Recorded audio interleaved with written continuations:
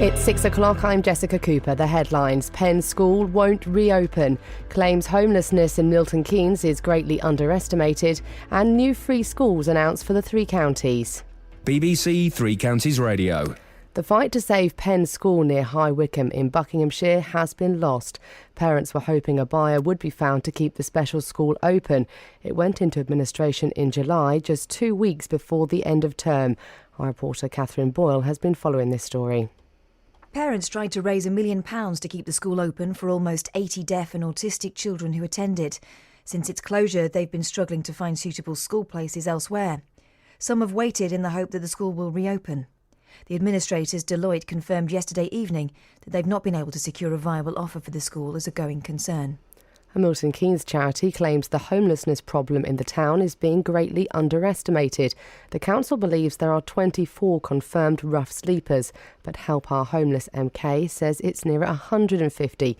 Nicola Hassler reports. Connor Edwards, who uses a wheelchair, was living in a bin cupboard in Milton Keynes. He says because he's a single man, the council didn't consider him a priority for housing.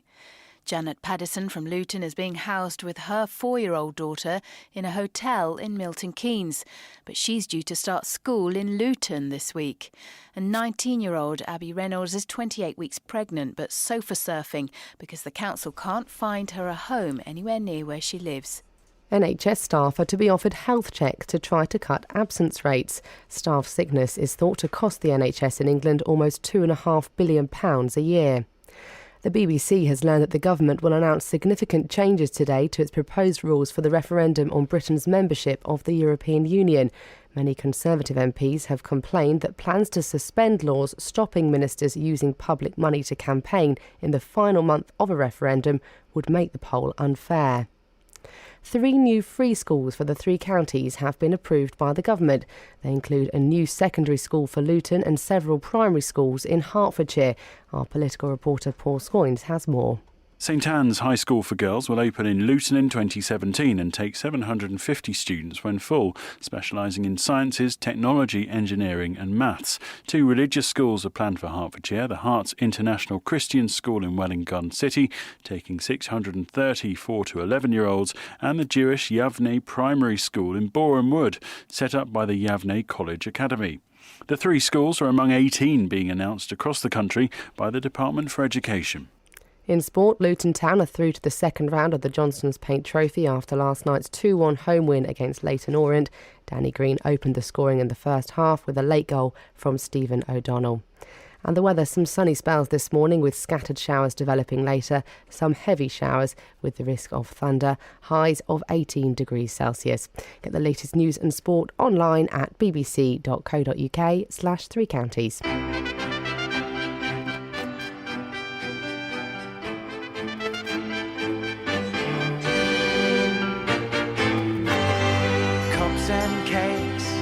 Cups and cakes, oh what good things Mother makes. You've got to take tea, won't you take it with me? What a gay time it will be. Cups and cakes, please make sure that nothing breaks.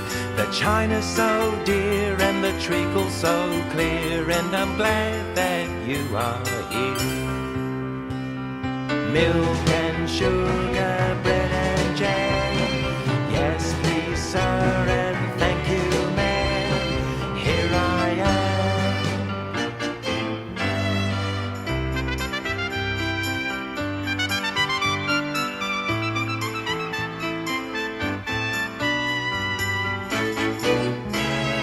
Cups and cakes, I'm so full my tummy aches. How sad it must end, but I'm glad I'd a friend sharing cups and cakes with me, and cakes with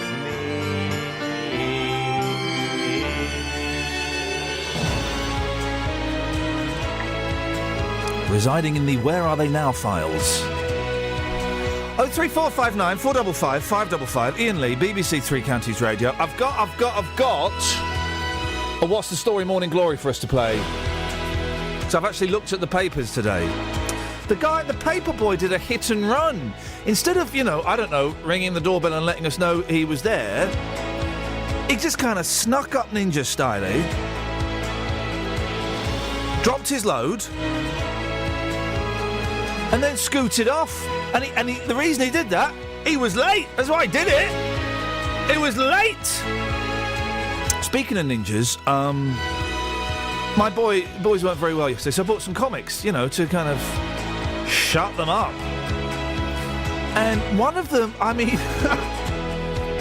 on a second. Let's just get this out of the way. Beds, hearts and bucks. This is BBC Three Counties Radio. So, one of them was a comic called Toxic. Oh. Now, I'd not read... All I knew was it had a picture of a minion on the front. Yeah. And it had some free stuff on the front. That's all I knew, right? It's called like Toxic. all magazines at the moment. And it was the first story was about a guy who kept farting. And the second story was a guy who kept farting, and then someone was hassling him, so he zapped him with his earwax. Oh. It was horrible. I think I've read that. And then the next comic, it was a Lego comic, right? And it showed my boy how to turn his T-shirt into a ninja top, into a ninja mask. That was actually quite cool. That's quite cool. I'd like to read that. I can show you how to do it. Can you bring it in? No, just take your top off and I'll show you. Why are you laughing, geezer? Straight in there. Love it. I don't know why you're freestyling with magazines anyway. You want to go Beano. No. Yeah, no. Beano. No, the thing about the Beano, and I'm going to say this is you don't again. get any free gifts. No, Just read it, kid. No. The thing about the Beano, I used to read the Beano. I used to read the Beano and the Dandy. I signed up to all the clubs, got the annual. I thought annual meant it took a year to read, and I was like chuffed when I'd read it by Christmas afternoon. The thing about the Beano and the Dandy, and I'm going to say it, they were a load of old cud. They were rubbish. No. Nothing happened. It wasn't until Oink came along that I went, oh, the jokes in comics can actually be funny. You read those jokes in the Beano and the Dandy, you go, oh, that's a joke. Right, that's a joke. Yep. Oh, that's a joke. You read them in Oink, you went, oh, yes. You know you're not its target audience anymore. No, even when I was a kid, I was never sucking into thinking that the Beano and the Dandy were any good. My 7-year-old loves the Beano. She keeps her quiet for about 2 minutes while she reads it. It's very thin now. What's that? You're miming a drug cigarette there, Kelly. Can I ask What are you why? saying there? Walter the Softie. Softy Walter. It's just... you never read comics. You're probably reading Roy of the Rovers. Football magazines, mate, and football programmes. This is where you've missed out. I hope you had a really good deadline day yesterday. Yeah, it was good fun. Yeah. Sadly... Don't have to go any further. Okay. Right. It's literally all I was going to say. No, that's it. Just one thing? No. All right. Okay. Oh, I want to know. No, you can have it off air. Do you know what I wish they would do? Deadline day for radio stations. We could all sort of start pacing around, seeing if anyone else is going to nab us. Well... Because I'm open. I've just had my deadline day, and let's just say, signature the ink is still fresh. Hello, you all right? Yeah, I'm right. That's the chair that collapses. Oh, thanks. I tell you what I'm going to do, Just. Yeah. Oh no, let's do this because we're whatever you want. Whatever you. Hey, you got Squeeze coming on today. Yeah, Glenn Tilbrook. Glenn Tilbrook from Squeeze coming on 8:30. Very excited. The new Squeeze single, thank God, is good. Yeah. Because there's always that thing when you play a new single from someone and you think, oh, flip it. This is great. So tell us more about the song. It's good. It's a good song. Good. And then this afternoon, and I'm not saying on air, but I'm interviewing a rock and roll legend. Are you? More hits than the Beatles. Wow. Yeah, I know. I thought you was going to say Clem Cattini, the drummer. That's a great question. He's had more number ones than the Beatles and the Rolling Stones and Buddy Holly put together. You're thinking literal hits. Yeah. Good work. Okay, I'm going to turn your fader off now. Going to keep yours open? Thank you. I'm going to turn it off, actually. I'm going to keep yours open. Thanks, boss. You're very, very welcome. Now, 7 weeks ago, the parents of a group of deaf and autistic children were told it would probably be wise to look for somewhere else for their kids to go to school. Administrators had moved into Sell Penn School, and the hope was that parents could raise enough money to buy it, at least in the short term. Well, that didn't work out. So, with no word at all from the trustees, can we do what I like to do, Catherine? Can we get the list of all the trustees, just so we can just say these are the people who didn't want to come on the air and talk to us, or didn't want to meet any of the parents and talk to them? I think it's nice. I will phone them this morning. Give them a call. See if they give us a statement. The trustees who ran the school, families could only wait for the administrators to go through various possible deals with the companies. Well, it's bad news. Justin, we got an email last night. Tell us about it. Yeah, this was an email that was sent to us by one of the parents fighting to save the school. That person forwarded us the email. It was sent by Deloitte, the administrators.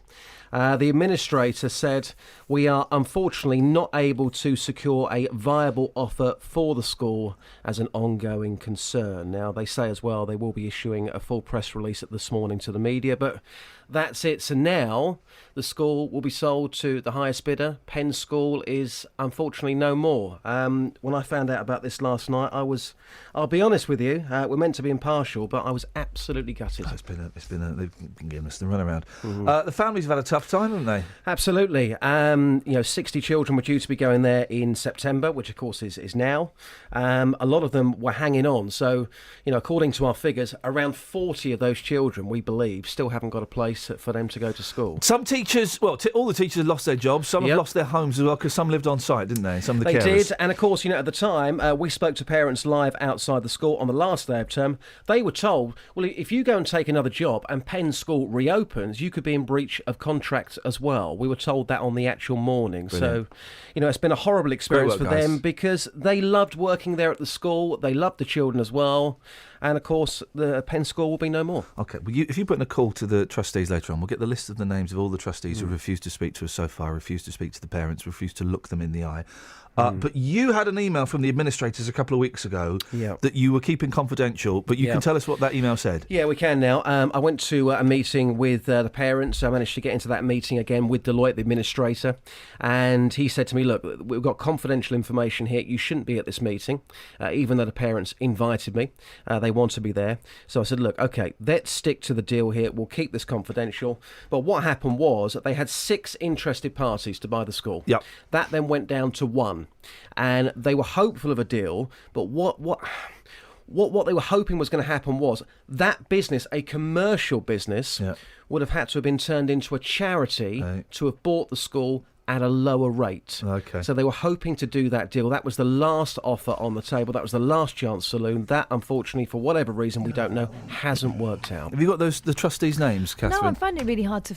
I hope it's not been taken off. I'll keep looking. Have a look. We'll read out the names. Justin, if you could put in a phone call, that would be awesome. Terrible news. 03459 455 555. Wash away my troubles, wash away my pain, with the rain and Shambhala. Wash away my sorrow, wash away my shame, with the rain and Shambhala. Oh, yeah, yeah, yeah, yeah, yeah. Oh, yeah, yeah, yeah, yeah, yeah. If you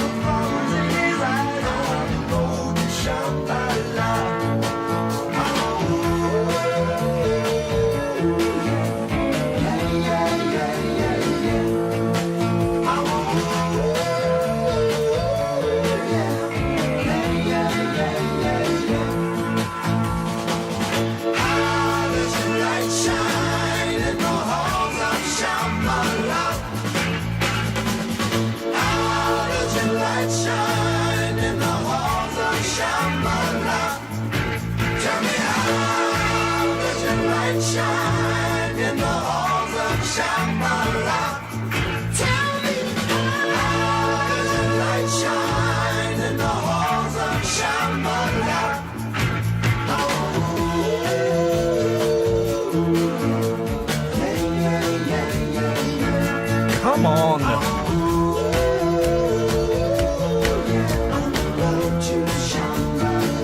It's Three Dog Night.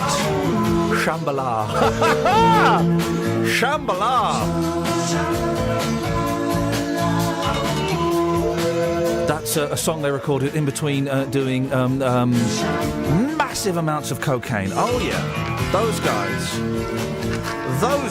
03459 455 555. Let's get the Trav. Travel news for beds, cards and bugs. BBC Three Counties Radio. In Hertford on the A10, the road has been closed between the A414 at Hertford and the Hoddesdon roundabout because there are some horses in the road. On the A505 Fish Ponds Road in Hitchin, that's closed in both directions while roadworks go on between Bedford Road and Bearton Avenue. And on the motorways, it's all moving fine so far. On the M1, though, there are roadworks between junction 12 for Flitwick and 11 for Dunstable, so expect queues there when it starts to get busier. On the 6:34 train from Luton to Sutton is being delayed because of some signalling problems near Wimbledon. Samantha Bruff, BBC Three Counties Radio. Yeah, loving it, Sammy. Loving it.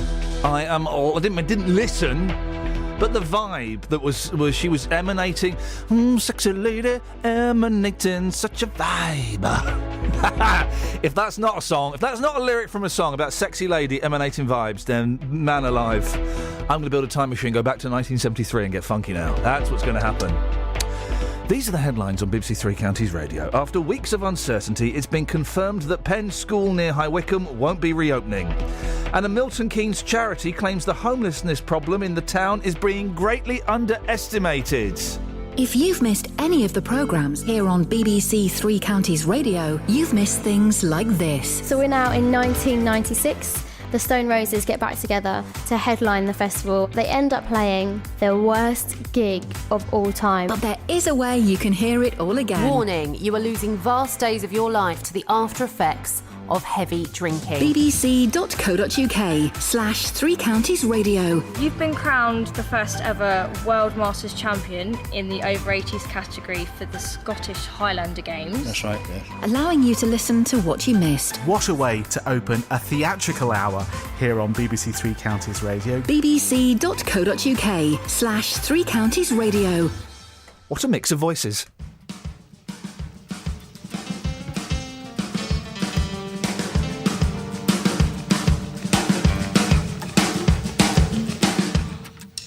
Ahí vamos.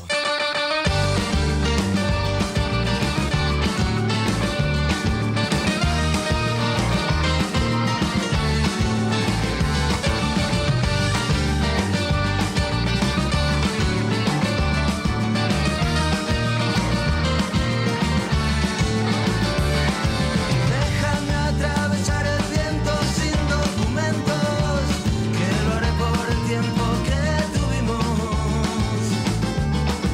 Porque no queda salida, porque pareces dormida, porque buscando tu sonrisa estaría toda mi vida. Quiero ser el único que te muerda la boca. Quiero saber que la vida contigo no va a terminar.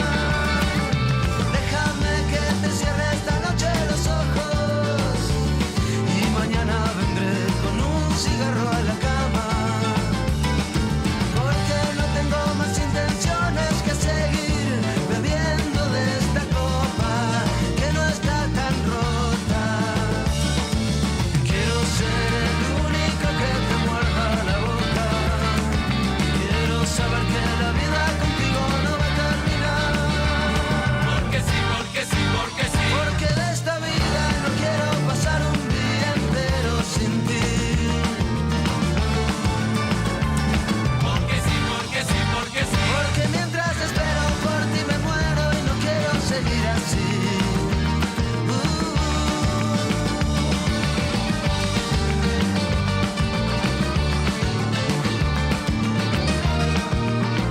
Start from my youngster. How do you work that one out? Atravesar el viento sin documentos, que lo haré por el tiempo que tuvimos. I don't know what I want to say. Porque no queda salida, porque pareces dormida. I'm ready to stroke it up. Buscando tu sonrisa estaría toda mi vida. Quiero ser el único que te muerda la boca.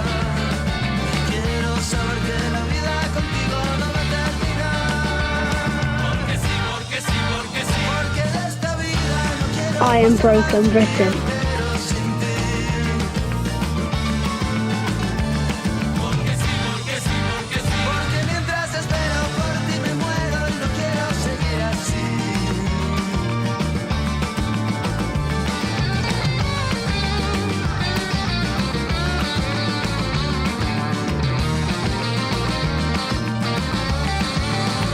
Flipping heck.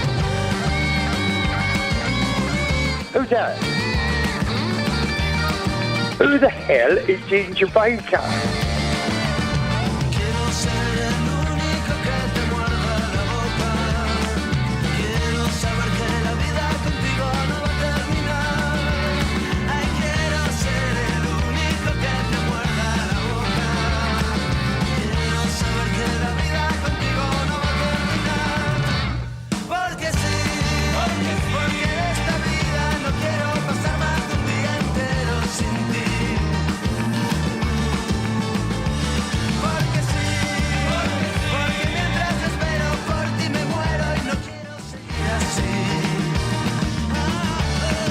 Am I allowed to say sex? Oh, yes, you are. Oh, yes, you are, sir.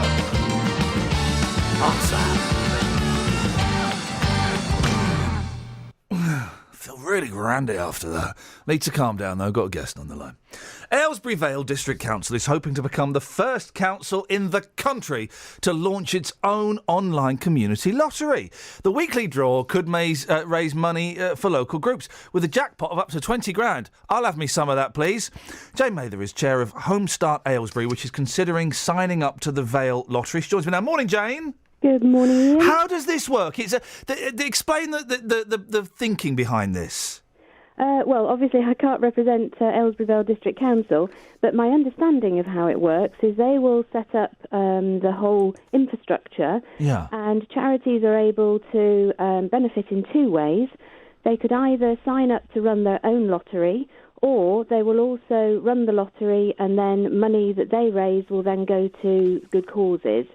So there'll be a big pot that will then be distributed amongst the others. So I understand there's two ways that local charities like ourselves could benefit. And we'll find out more about what Home Start Aylesbury does in a second. But you're considering this. You've looked at the figures, and this looks like a viable fundraising method, does it? Well, there aren't any figures out at the moment in terms of what we would need to do. It's very early days, and I understand that it's not going to be agreed until the 9th of September. But in principle, it sounds like a really creative way for a local authority to support local charities when budgets are being cut every which way, as we all know. So we're certainly supportive of the Vale looking into this. And yes, if my board think it's a good idea and all the details come out, we may well sign up for it. And it's legit, is it, Jane? Because yesterday in the meeting, there were some people were saying that this sounds like a pyramid scheme, but that doesn't make sense because this isn't how a pyramid scheme works, is it? No, I mean, I didn't actually see the debate myself, but my understanding is that it's run by a separate company, and the majority of the money that is raised actually goes to charity. So I understand that it's about 58 pence in each pound, which is greater than the National Lottery, which I understand is about 24 pence in a pound. And something like that, if I've got my figures right. I think they sound like what I saw yesterday. How difficult is it for a charity, a smaller charity that isn't one of the NSPCC or the WWF, for a smaller charity like yourselves to raise money and to stand out? Oh, it's really tough, Ian. I mean, we ourselves are mainly run by volunteers. We only have 2 members of staff, and if they spend any time supporting fundraising, then they can't support the families that we're there to actually provide a service to. So the fundraising mainly falls on the trustees, who are all part-time. A lot of us work as well as provide time free for the charity. And as I'm sure you're aware, people's pockets are, can't be as generous as they used to be, and there aren't the other sources around. So, for example, local authorities themselves don't have the funds. So it is really tough out there, particularly for small charities. And what does Home Start Aylesbury do? How do you help people? We work in the Aylesbury Vale area, and we provide volunteers to families within that area who need support, that are going through very difficult times. And the support that we provide is actually unique in that it's into their own homes. A volunteer will go in for a few hours a week, and although it doesn't sound very much, they're able to provide families who perhaps have got twins, a mother may be suffering from postnatal depression, disability, coming to terms with a diagnosis for themselves or somebody in the family, and we help them really sort of come to terms with what are life-changing things that have happened to them, but help them get back on their feet and really sort of get to cope with what's going to go on. And what's the website, Jane, if people want to find out more? If they just go on to a very well-known search engine, then if they just put Home Start Aylesbury in, we'll come up top of the search. Brilliant. OK, Jane, thank you very much indeed. If you ask Jeeves about Home Start Aylesbury, or Google, I'm being flippant, then it sounds like they do excellent work. Jane, thank you very much indeed. Whoa! That started suddenly.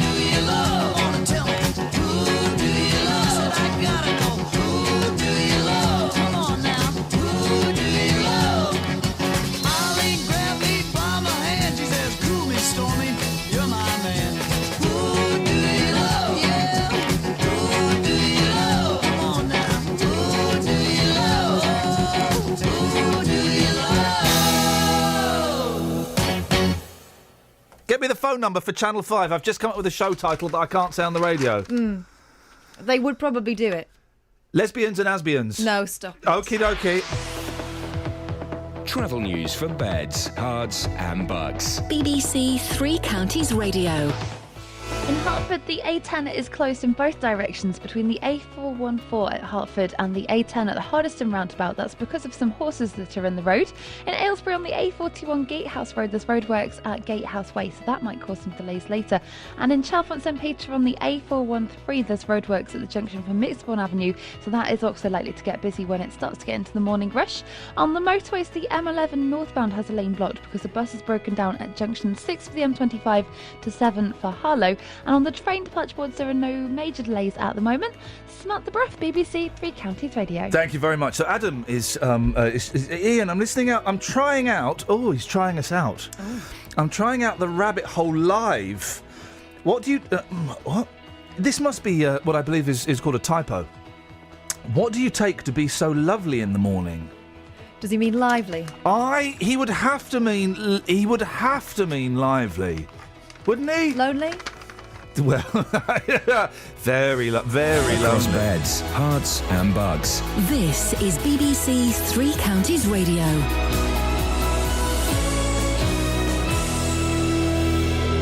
It's 6:30, I'm Jessica Cooper. Administrators have failed to find a buyer for Penn School in Buckinghamshire after weeks of uncertainty for parents, staff and students. Parents have been trying to raise £1 million to keep the school open for almost 80 deaf and autistic children who attend. A Milton Keynes charity says the scale of the homeless problem in the town is being greatly underestimated. Help Our Homeless MK says there are close to 150 homeless people in the area, although the council says there are just 24 confirmed rough sleepers. NHS workers in England are to be offered a range of health checks in a bid to reduce sickness and its related costs. The Chief Executive of NHS England has said more must be done to support the health of the workforce. And 3 new free schools for the 3 counties have been approved by the government, including a new secondary school in Luton and religious schools in Welwyn Garden City and Boreham Wood. 3 Counties Sports. BBC Three Counties Radio. Luton Town are through to the second round of the Johnston's Paint Trophy after last night's 2-1 home win against Leyton Orient. Danny Green opened the scoring in the first half with a late goal from Stephen O'Donnell, and the Hatters assistant manager Terry Harris was delighted with the performance. I thought we played ever so well tonight, to be fair. I thought we kept our ball retention was very good tonight. I think we kept the ball a lot better than we have done. Maybe because we pushed Luke Guttridge behind the front man and had the 2 up high as well. We kept the ball a lot better. I didn't give the ball away as much as we did, and was solid at the back as well.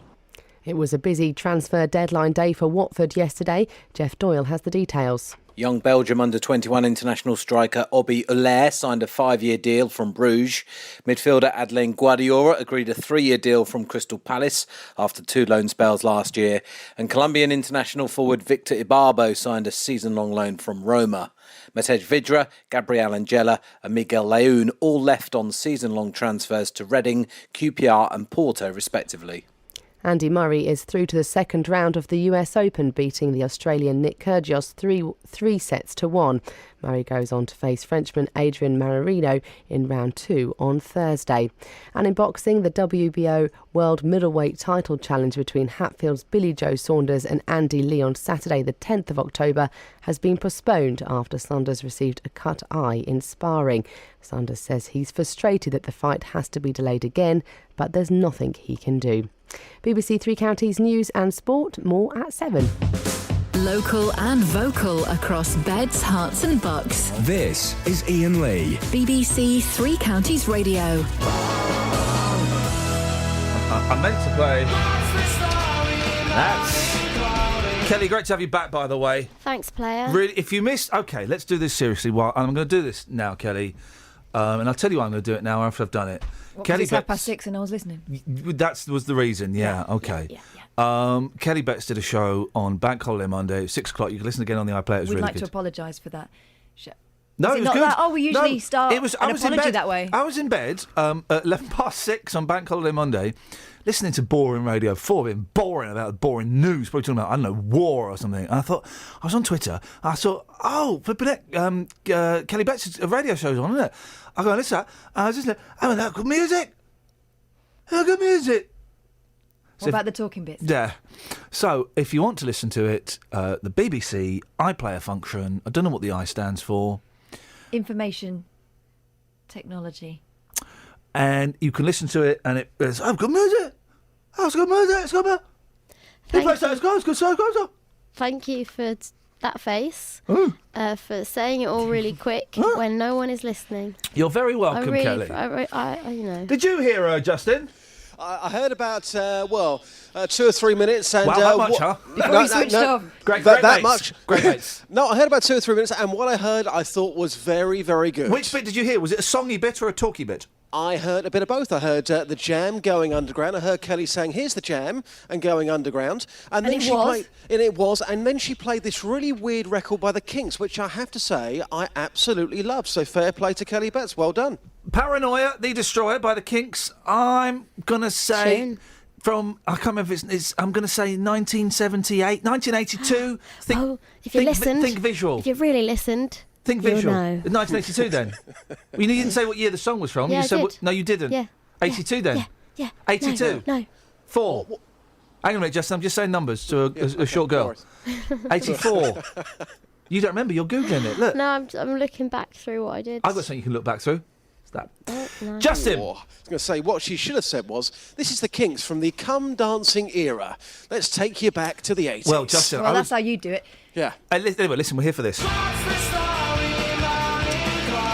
03. Welcome down the rabbit hole, guys. For the, we're gonna push this for the next few months at least until I. 1981. Oh, so I was right.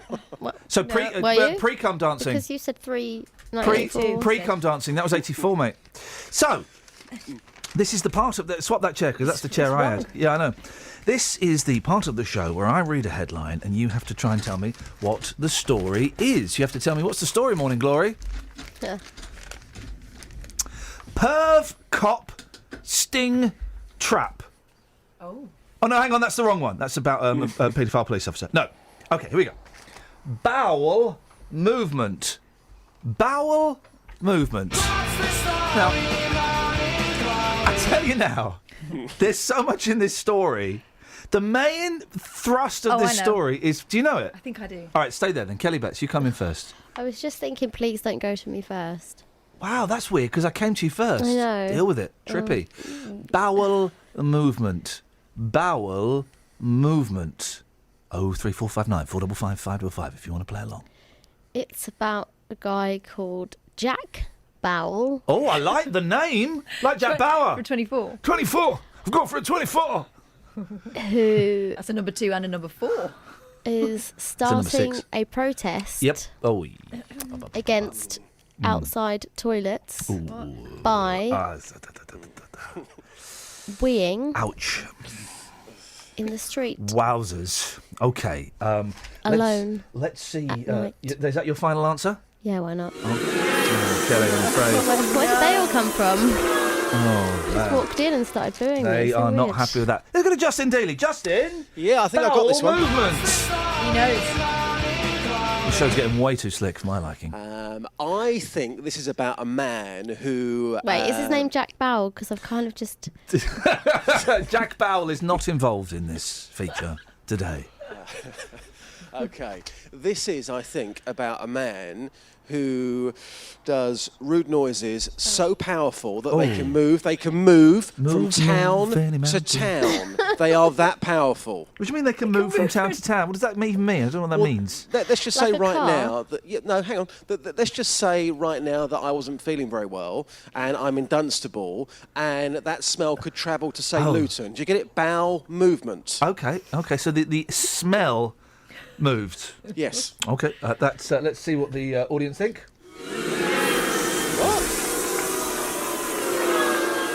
Yeah, booing and hissing. Is this about the girl who was in the toilet? Ladies and gentlemen, we could be onto something here. It's a toilet. It wasn't just a toilet, it was a porta potty. Yeah.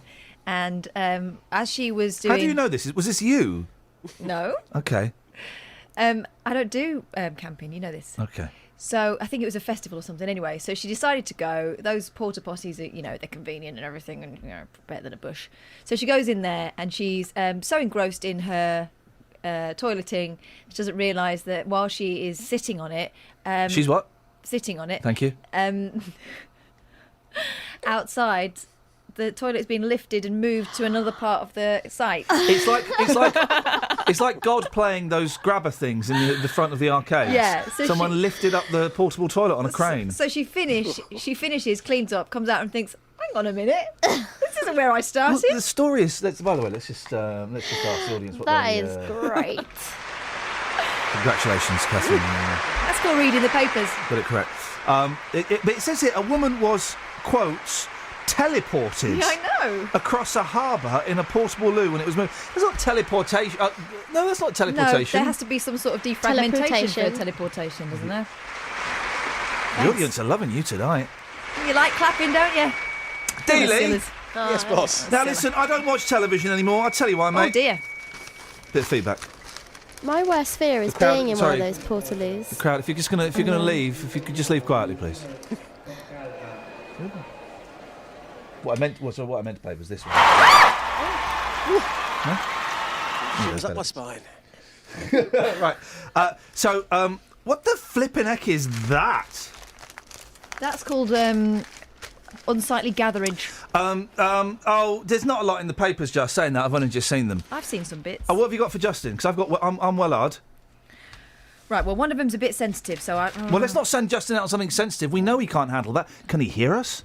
I can hear you. Yes, Hey. I can hear you, guys. I can hear you. Okay. I'm thinking maybe Idris Elba. Apparently, it's too street to be James Bond. Oh no! Don't talk about Idris Elba. I hate this Elba. Fella. You know what he's I've like. gone up. One of the people I follow on Twitter, Matt Hay, who's I a like writer. him. I liked him until he said that Idris Elba's just way too cool. No, he's not. He's a plum. He's a complete and utter plumage. Right, the fact that this is news, I think, is an indictment on today's society. I think you'll like this one, Justin. Okay, come on. This is a lollipop lady who was attacked by a yobbo, right, who had loads of beer.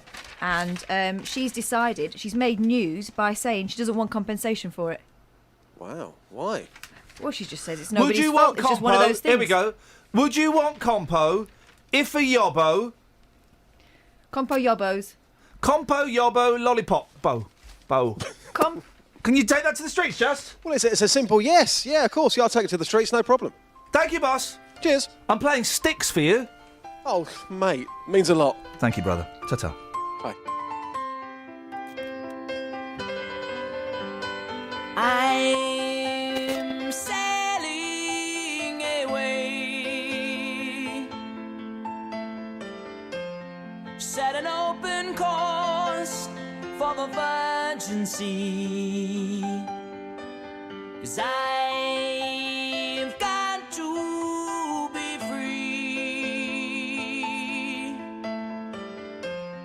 free to face a life that's ahead of me. On board, I'm the captain, so climb aboard. We'll search for tomorrow on every shore, and I'll try, oh Lord, I'll try to carry on.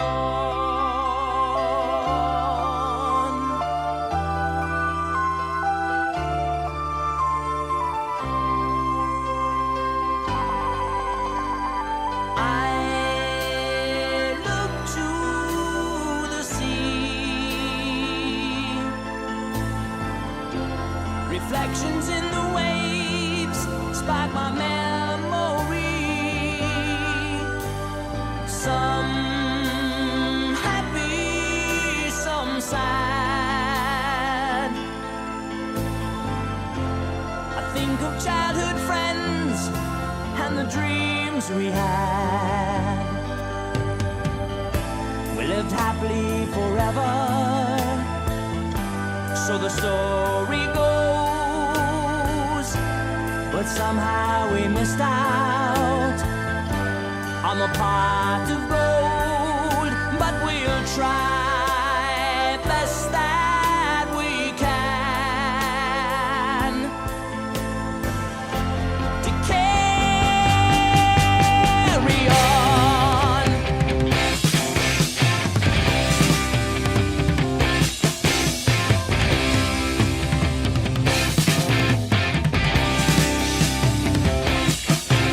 A gathering of angels appeared above my head.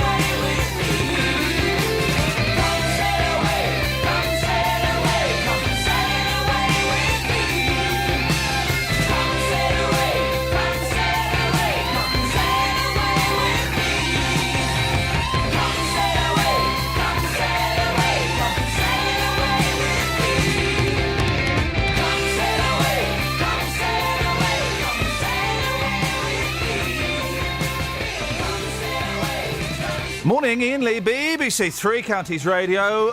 Let's get the trav, is it? Travel news for beds, cards and bugs. BBC Three Counties Radio. In Hertford on the A10 that's been closed in both directions between the A414 at Hertford and the A10 at the Hoddesdon roundabout because of a couple of horses that are in the road. On the M11 northbound, the lane's closed between junction 6 for the M25 and 7 for Harlow because the bus has broken down. And on the M25, it's starting to get busy between the junction 20 for Kings Langley and 19 for Watford anti-clockwise. Also at the Bricketwood North Orbital Road roundabout, the M25 junction 21A is starting to look very busy on the speed sensors. And on the train departure board, there are no major delays at the moment. Samantha Bruff, BBC Three Counties Radio. Sammy, regarding the horse situation, where is that happening? Horses in the road?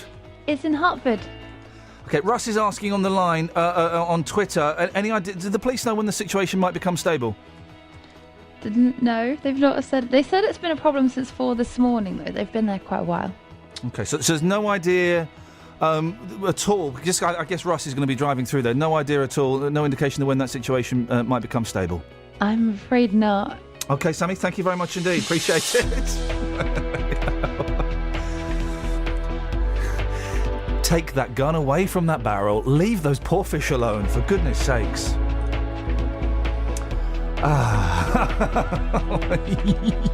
Where are we now? 6:47. It's Wednesday, the 2nd of September. I'm Iain Lee. These are your headlines on BBC Three Counties Radio. Administrators have failed to find a buyer for Penn School in Buckinghamshire after weeks of uncertainty for parents, staff and students. A Milton Keynes charity says the scale of the homeless problem in the town is being greatly underestimated, with close to 150 people in need of somewhere to live. And 3 new free schools for the 3 counties have been approved by the government, including a new secondary school in Luton and religious schools in Welwyn Garden City and Boreham Wood. Let's get the weather! Beds, Herts and Bucks weather. BBC Three Counties Radio. Good morning. Feels like we're galloping into autumn, but it's a bit more of a trot as we've got a chilly start to the day. Some mist and fog patches, a few showers around, some a little on the thundery side, but also sunny spells in between. Of course, because there's showers, not all of us will see those. Temperatures reaching about 17 degrees Celsius. Some clear spells tonight with showers calming down and lows of 8 degrees.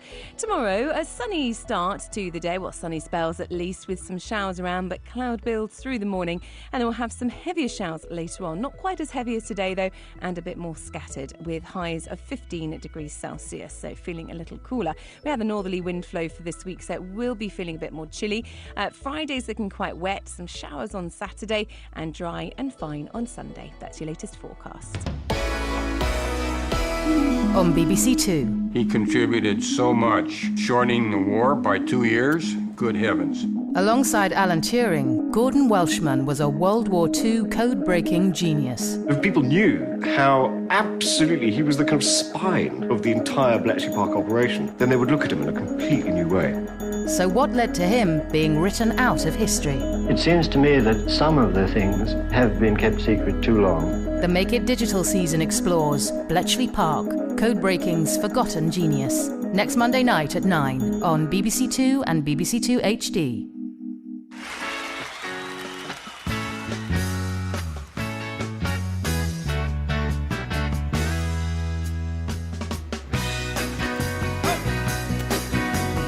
Have a good job in the city, working for the man every night and day, and I never lost 1 minute of sleeping, worried about the way things might have been.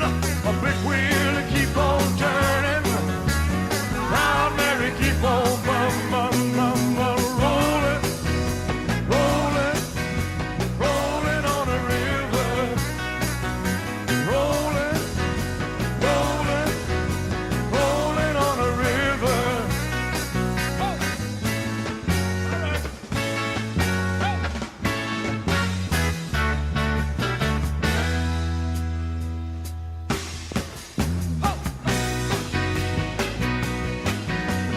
If you come down to the river, bet you're gonna find some people who live. You don't have to worry, cause you have no money. People on the river are happy to give. I said a big wheel to keep on turning, proud Mary keep on rolling, rolling,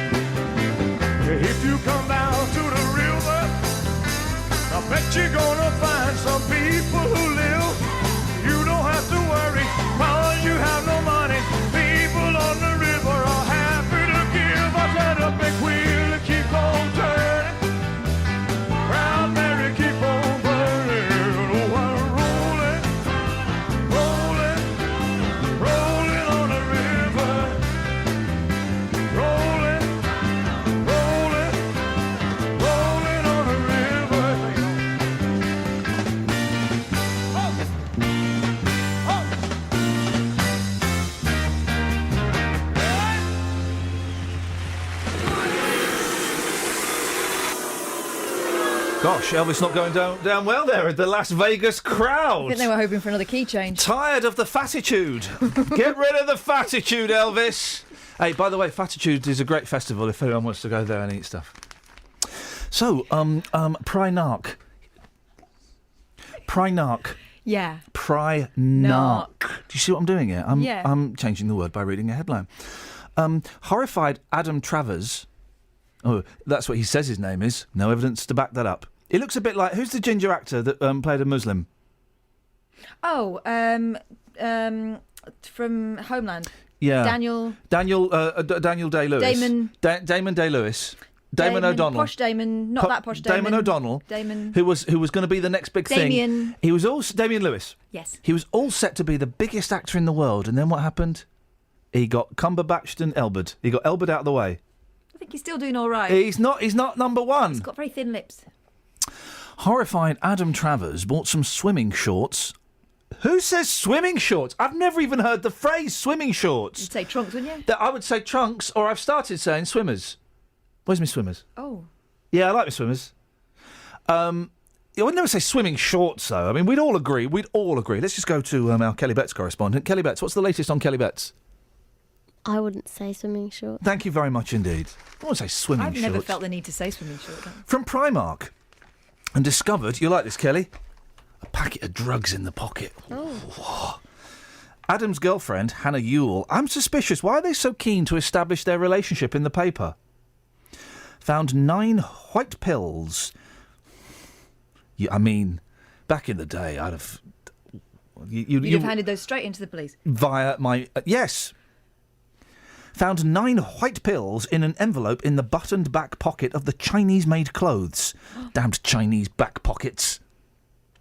Oh, she prepared to wash them before a holiday. This story makes no sense whatsoever. Honestly, I bought them with them in there. Adam, come on. I blame their kiddie. Look, that little baby. Was he 6 months? Yeah. Can't look at the camera, can he? The drugs were with instructions for patients written in Chinese. Adam, 33... yesterday said it was lucky Hannah, 29, spotted the pills because he would have caned them. What? No. Spotted the pills because their 5-month-old son, Oscar, might have got hold of them.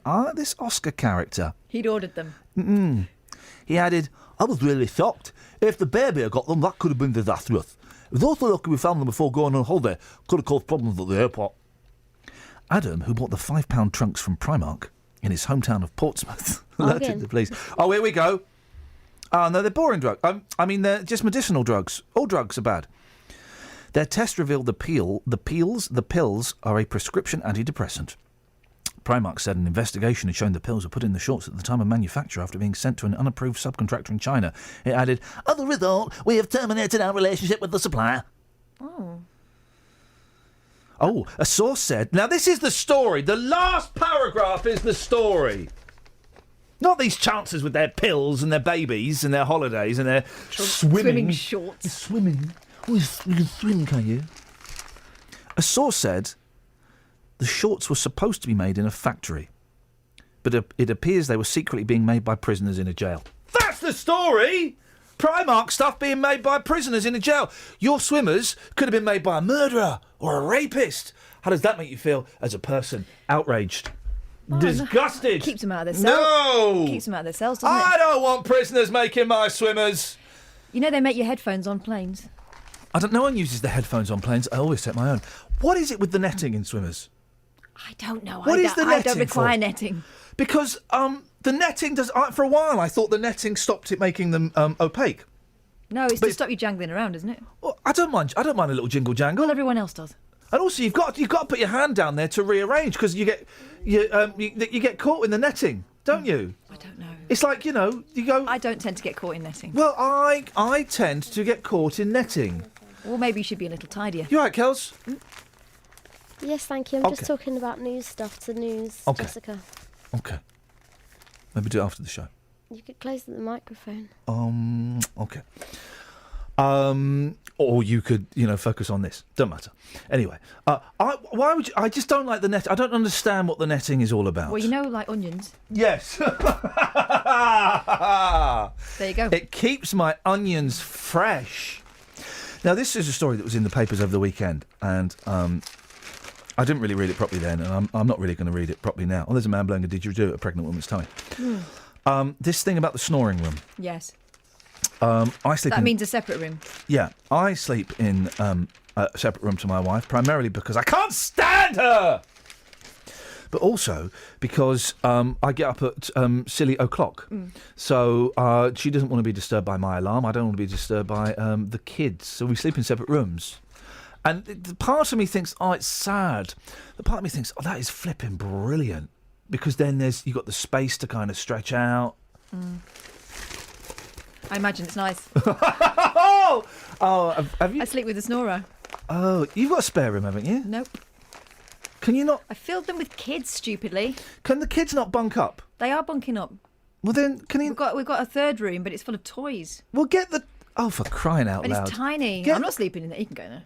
Or you've got the shed at the back of the garden, the playhouse. That has got room to stretch out in. And with a sleeping bag and a little Calagas heater, you'd be bang on target there. I'm not going in there. You can go in there. It'd be nice to be like camping out every night. Oh, thanks very much. You just saved my marriage. Yeah, very, very welcome indeed. 03459 455 555. You know it makes sense. Let's get the travel news for beds, cards and bugs. BBC Three Counties Radio. There's reports of an accident on the M14 northbound between junction 8A for Oxford and junction 9 for Bicester. On the M25 anti-clockwise, it's busy between junction 21 for the M1 and 19 for the A41 in Watford. And on the M11, there's a lane blocked northbound between junction 6 for the M25 and 7 for Harlow because a bus has broken down. In Borehamwood, it's looking very slow on the speed sensors between the Holiday Inn and Barnet Lane at the Stirling Corner southbound. And no reports of any major problems on the trains. Samantha Bruff, BBC Three Counties Radio. Any word on the horses situation yet? They've gone. So the situation is now stable? Yes. Okay. So the situation with the horses is now stable? Maybe they might have lured them away with some hay and some straw. Yeah. But just to clarify, because this is important, it's not really, you shouldn't really be making jokes about the travel, Sam. Just to clarify, the situation with the horses is now completely stable? Yes, I confirm it's stable. That's great. Sammy, thank you so much.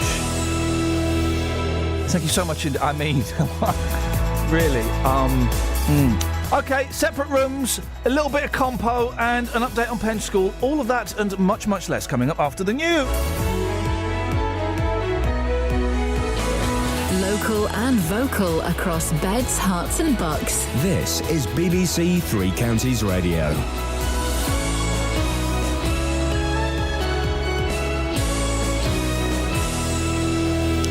It's 7 o'clock. I'm Jessica Cooper. The headlines: Penn School closure confirmed, more disruption on the Channel Tunnel, and new free schools in Beds and Hearts. BBC Three Counties Radio.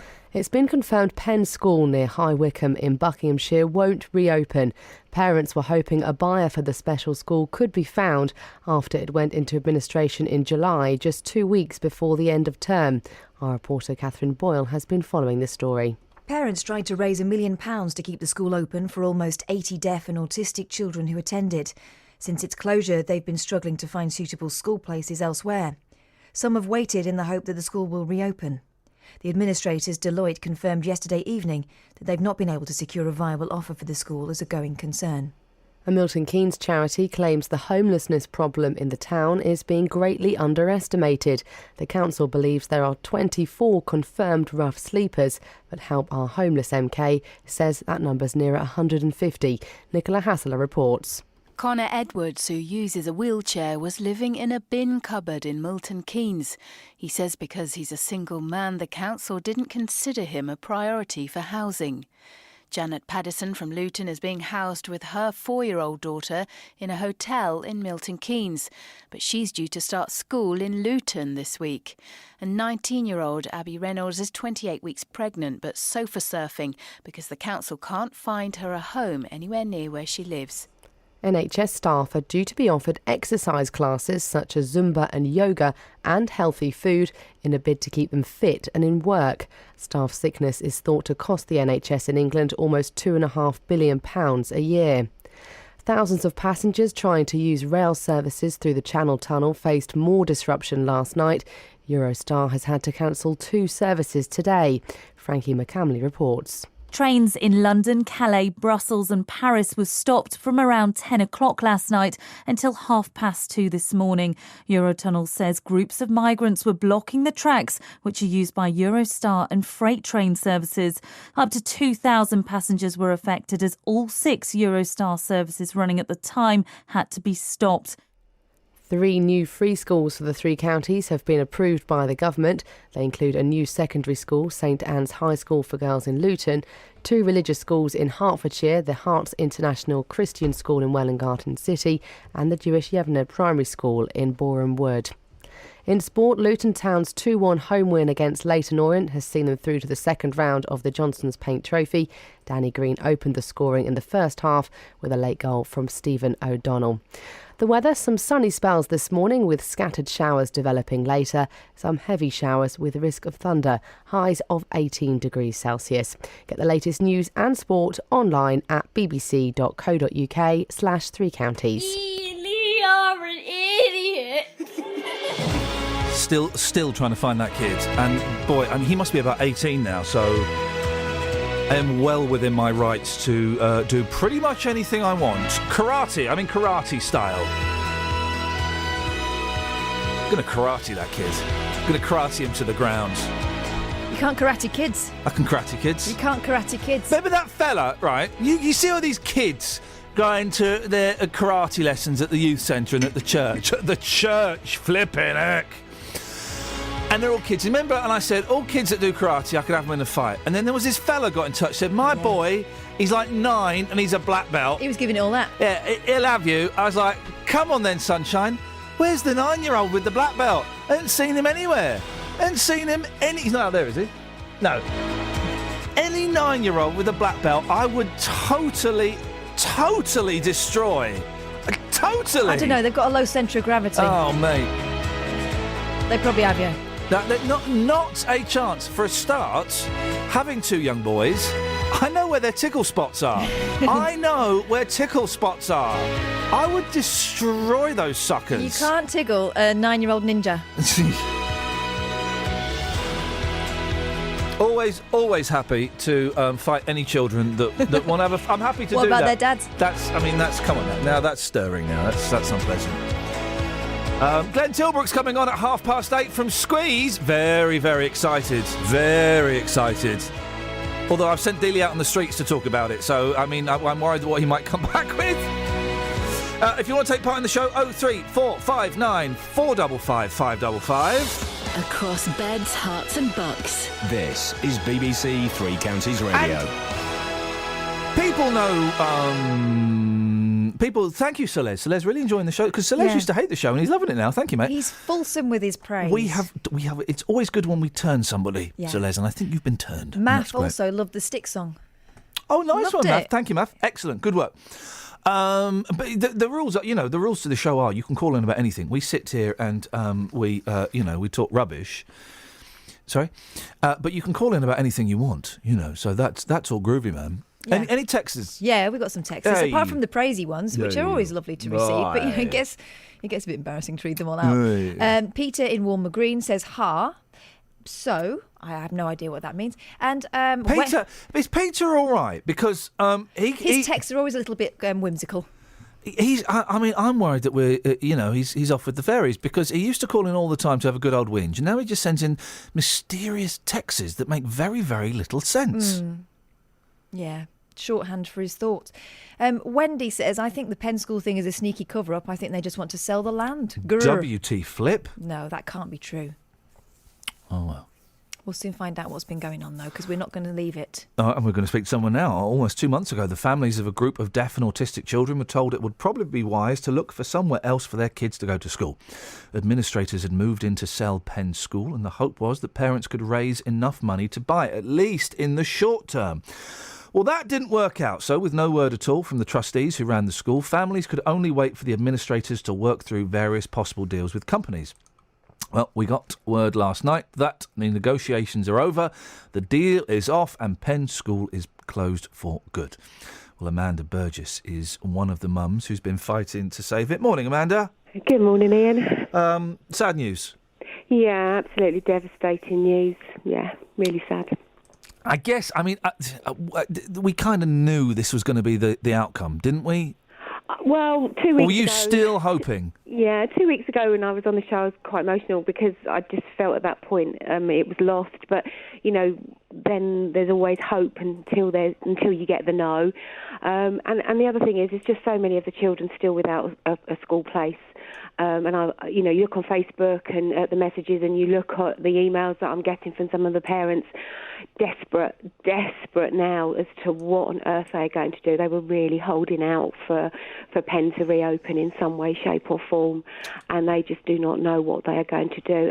And to be honest, they're not really getting the support either.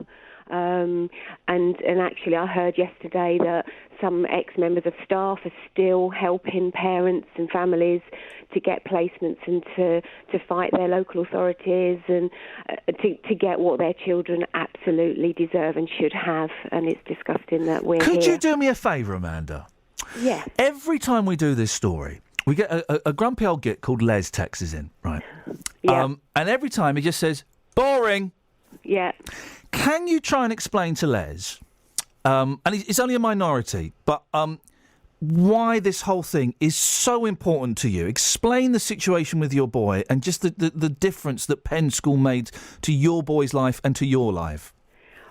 Well, Penn was a very unique place. It took children to educate the children that had been refused or turned away from other schools because their needs were so severe and so complicated that they could not be met anywhere else. And the powers that be, including the government and the local MPs and the local councils and the local authorities, have allowed this brilliant place to close. And now these children have nowhere to go to school. Every child has the right to go to a school, to an appropriate school to learn. Our children cannot go to Joe Blogg School down the road because they get bullied. You hear of stories all the time of special needs children and young adults and adults being abused, being beaten up, being verbally abused, and that's what happens in society because people like Les, unfortunately, are ignorant and don't want to listen to the facts out there, and I'm sorry if that's harsh, but that's what it is, and it's disgraceful, and I just cannot believe that this school has been allowed to close, yet another special needs provision for children there isn't enough out there anyway, and the government and everybody's allowed this, the trustees have allowed this to close, and that's why Penn was so important, because they were safe, they were cared for, they were loved by those staff, and they were given the best opportunity for a good future, and that's been lost. Have you spoken to any of the other parents? I was going to say mums and dads, because I'm used to talking with kids. Have you spoken to any of the other mums and dads, Amanda? Yeah, I have spoken to some, and a lot of email exchanges and a lot of Facebook exchanges have been going on over the last 12 hours. There are parents that are absolutely desperate out there now. They do not know where they're going to go. They have been looking, but there just isn't anywhere for these children to go. I mean, a lot of the children are deaf, and there's a programme on BBC Two this morning talking about the reduction in deaf places out there in the society. Everywhere is being squeezed through austerity measures, and I understand that. We all know that there are some things you just shouldn't be making cuts on, and I think the schooling of deaf and autistic and disabled and vulnerable children is one of the places where to start making cuts is criminal. Yeah, and that's what's happening. Yeah, and it's just that's where it's desperate, because you say there are 2 deaf boys I know, and the local authority they live in are refusing to send them to an appropriate school because it is further away from where they live and it's going to cost more. So whereas we were all guaranteed there'd be no problem, and for some of us, I'm lucky, for some of us that's happened, but for others, it isn't happening, and local authorities are not being supportive, and they're all going back on what they've said, because it's all going to cost a bit more now to send these children further away from home. And Amanda, it's disgusting. we're going to follow what happens to the building, because it'll be interesting to see who does buy it eventually, if it gets bought, and what happens to it. Oh, yes, so will we. Yeah, I know. Wouldn't it be interesting to see what happens to it? And the Deloitte, who have been pretty... I know they've been a little bit difficult with you at times. They're the administrators. They've been really good with us up until now. The chap we've been dealing with, I think, is away on holiday. So we were asking them for a statement yesterday. I don't think they're going to release one until after this show is finished, which is disappointing. On a slightly more positive note, your boy starts school today. Has it sunk in that he's going to a new school today? How's he feeling this morning? Oh, well, he was up at 5:30 and he was in the car ready to go. Oh, good for him! At 6:15. So he's nearly up as early as you, Ian. Oh, bless him. So he's gone off. He got in the back of the car and is asleep. So he won't really know until he arrives at school at 9:15 this morning. And then he's got a huge experience and change to go through over the next few weeks, months. And he didn't really want to talk to me about it, and he just puts his hand over his ears and doesn't want to talk. So, to be honest, I don't know. My husband's gone off to work, and we're just kind of going, okay, life carries on. We've got to get on with it. We're actually one of the lucky ones. He's gone off to school today. I know there are at least 15 and possibly up to, like you said, up to 40 children who have not got anywhere to go. I know parents that are having to not go to work. They may lose their jobs, or they won't get paid to cover their children. How is that fair? How is that right? Amanda, you've got my email address. Would you send me an email next week or so and just let us know how your boy's getting on? Of course I will. I wish you the very best of luck, and I'm sure we'll speak again. Thank you so much. I'm sure we will. Thanks ever Cheers, so much. Amanda. Bye-bye. Take care. Bye-bye. There we go. Les, does that answer your question? Still boring, is it? Phone number ends 850. Do you know what, Les? I've played your game and I've indulged you a little bit. You can jog on, fella. I'm not reading out any more of his stupid emails. His texts. I can block on my computer. You're a nasty piece of work, mate. I don't want anything more to do with you. Go on, jog on. Dare you say it's boring? The impact that has on so many lives. Shame on you, Les. Shame on you. We've got the names of the trustees who have refused to speak to us and refused to speak to any of the parents and refused to attend any of the meetings. These people feel they're above talking to parents like Amanda. Paul Ricketts, Hugh Forsyth, Carrie Allen, Dara Gallick, Wendy Moyer, Kerry Lee McLeish and Timothy Layfield. Those are the trustees who have refused to even just to stand in an assembly or a classroom in front of all of the parents and say, do you know what? This is what we did. We tried, we really tried, and we completely muffed it up, and we're really sorry. Or it wasn't our fault. We had a go and we couldn't make it work. I'm sorry. They've not even had the decency to do that. Not even to stand in front of a group of people for an hour and do that. What a disappointing end to a thoroughly disappointing and upsetting story. 7:15, BBC Three Counties Radio. Let's get the travel. Travel news for beds, cards and bugs. BBC Three Counties Radio. There's reports of an accident on the M14 northbound between junction 8A for Oxford and 9 for Bicester. On the M1 southbound, it's very busy from junction 12 for Flitwick to 11 for Luton through the roadworks. And the M25 is slow now anti-clockwise from junction 17 for Maple Cross to 16 for the M40. The A1's also busy southbound between the Holiday Inn and Barnet Lane at Stirling Corner. And on the North Orbital Road at the London Coney roundabout, it's looking very busy too on the speed sensors. On the train departure boards, there are no delays showing up at the moment. Samantha Bruff, BBC Three Counties Radio.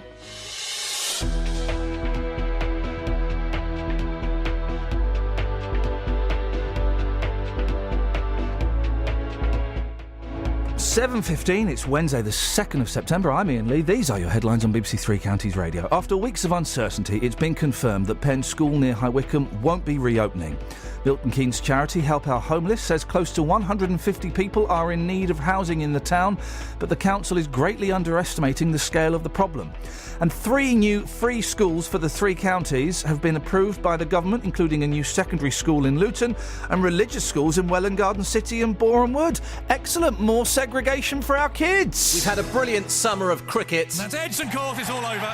But once again, we're also celebrating our unsung sporting heroes. He has such passion for sport. I'm extremely proud of what we've achieved here. Who will you nominate? We're looking for someone who inspires people to get involved in sport across beds, hearts and bucks. He's funny, he's never strict with you, so you don't feel pressured. To make your nominations, go to bbc.co.uk/unsung-hero and download an entry form. The closing date is Thursday, 22nd of October, with our 2015 Unsung Hero announced at the BBC Sports Personality of the Year in December. She cares about everyone else more than she does about herself. Get inspired, get nominating. That doesn't work. Go on. That doesn't work. Tell me again. Did you hear what that was for? You probably were busy producing the show. I was, yeah. Show. It's an awards. Heard some sport. Well, no. It's an awards. All right, well, listen, hang on, right. Okay, do it again. Listen to it, and you let me know when you've spotted what's wrong with this. We've had a brilliant summer of cricket. That's Edson Court, it's all over. That's not it. Once again, we're also celebrating our unsung sporting heroes. He has such passion for sport. I'm extremely proud of what we've achieved here. Are they not being sung there? We're looking for someone who inspires people to get involved in sport across beds, hearts and bucks. He's funny, he's never strict with you, so you don't feel pressured. To make your nominations, go to bbc.co.uk/unsung-hero. But if they're unsung, then we're singing them, so they'll be sung. Mm-hmm. Life is a song worth living. Why don't you sing it? Sorry?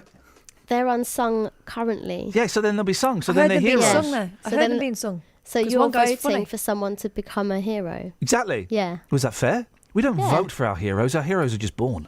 Or made, I don't know. With great power comes great responsibility. Sometimes I don't know if they're able to handle it. That's why they're unsung. Sometimes they have it thrust upon them. Huh? Oh, I know. And you're thinking about something different. Oh. Yeah. You're thinking about the Christmas party, and I've apologised for so much.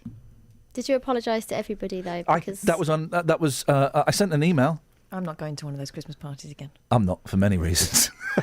I'm there with bells on. I know, That's and that was why. so beautiful. I wish you'd put clothes on instead, but I never know. mind.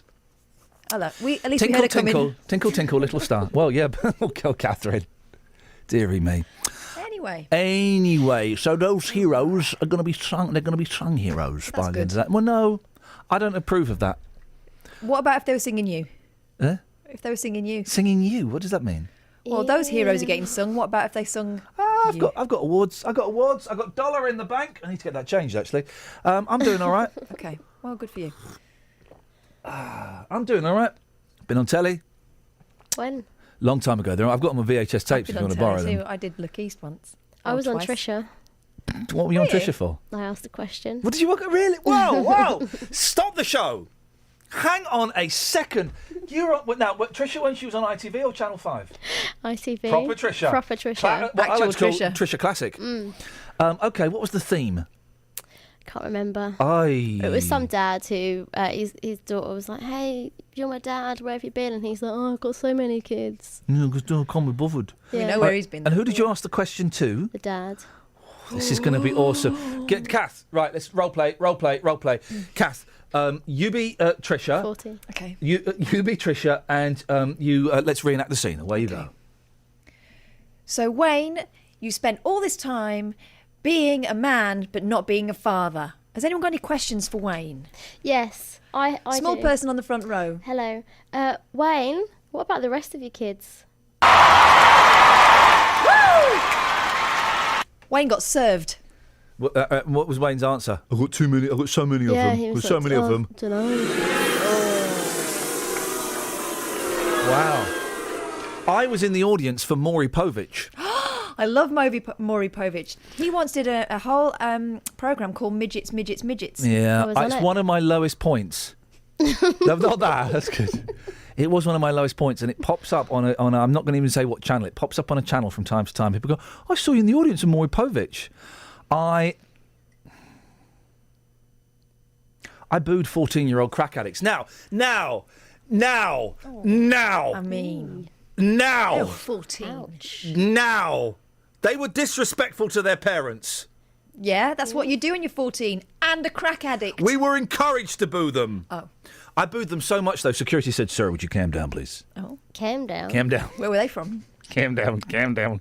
I was also in the audience for They were from Liverpool, USA. Kilroy. Oh. Oh. Oh, the silver fox. Did you make love to him? Yep. Beautiful. Did he squat down next to you? He did. Did he squat? Mm-hmm. Oh.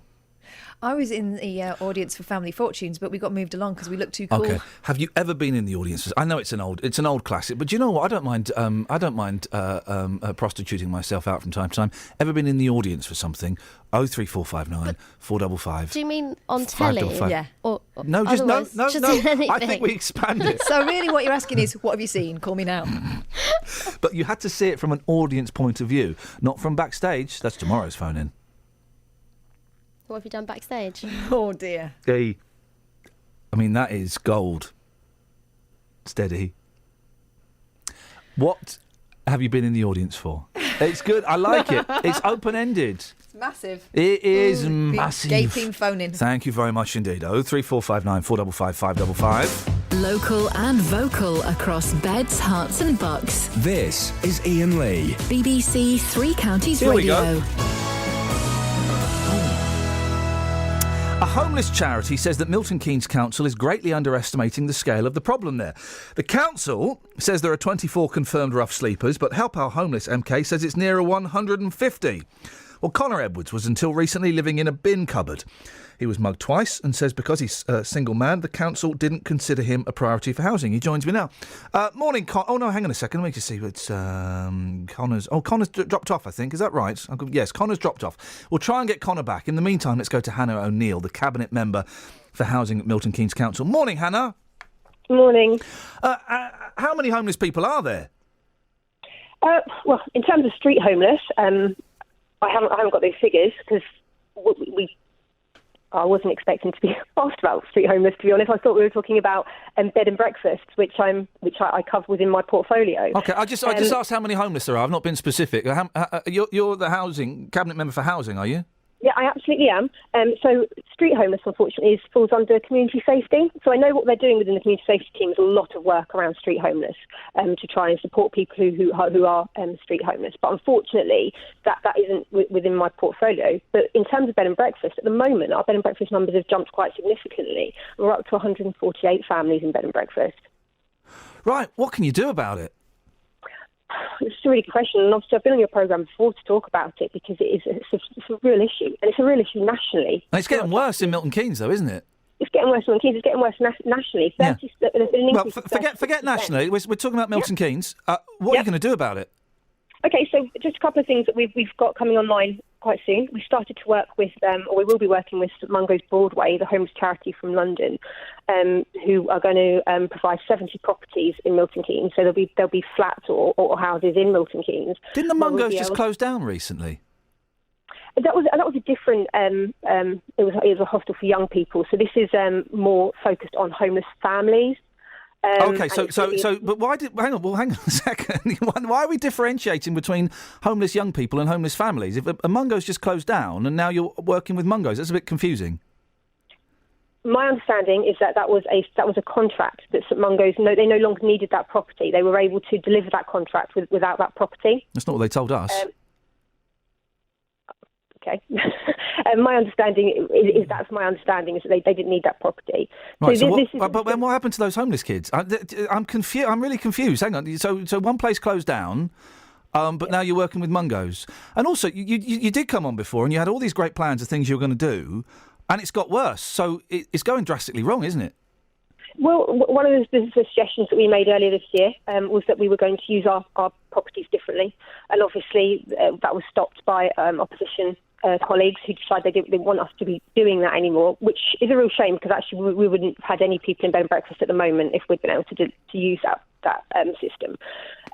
So we're looking at other ways. So the St Mungo's properties, 70 properties will be coming online quite soon. We've got 12 more rooms which we're going to be having from next week in Milton Keynes to use locally. What's brilliant about the St Mungo's is that it actually supports families for 6 months. So it helps them with kind of any employment issues, any debt issues. It helps them with a number of issues. Right, so that's one project. Yep. So we're also looking at other things. I mean, one of the things that we're really looking to work on is working with private landlords. How's that going?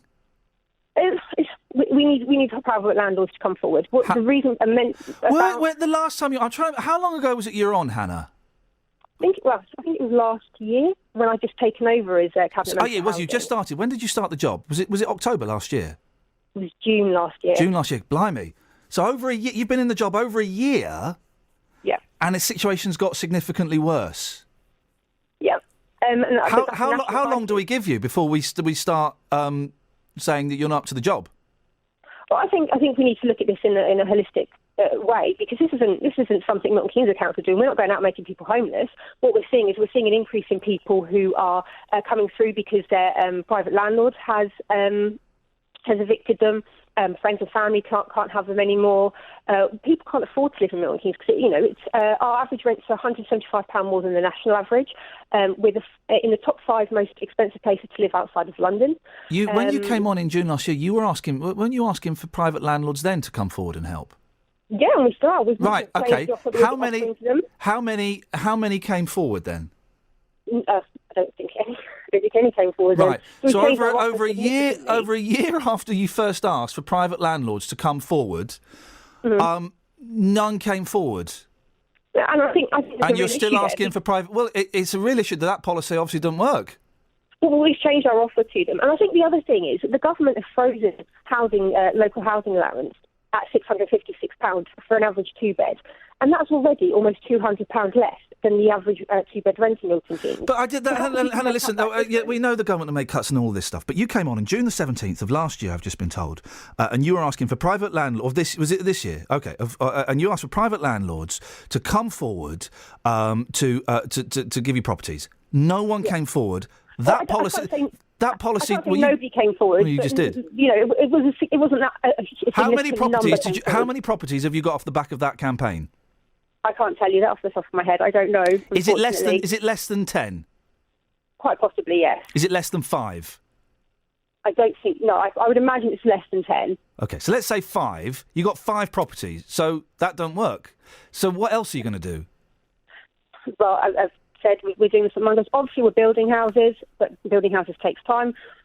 We are looking at how we can work with partners to build more houses, you work with housing associations to kind of get more properties. This has to be, a Milton Keynes-wide. It's not just about Milton Keynes Council. We held a summit last month to try and get people to come together, and we had over 50 people from the housing world come and to the summit to talk about how we can try and resolve. How many houses did that provide, that summit? How many bedrooms did that provide, that summit? Or was it just people got together and had a nice cup of tea and said, yeah, we should really do something about this. See you next year. I think that's a bit cynical. I think people really want to help. Okay, it's a fair question. How many houses did that summit provide? Well, I think out of that summit we started to have conversations about St Mungo's Broadway. And we started to have those really in-depth conversations with housing associations, and landlords came, and landlords gave us their advice as what would help us to encourage more landlords. So we've changed our offer. We're now offering 12 months guaranteed rent. We're offering for the local housing allowance to pay straight to landlords.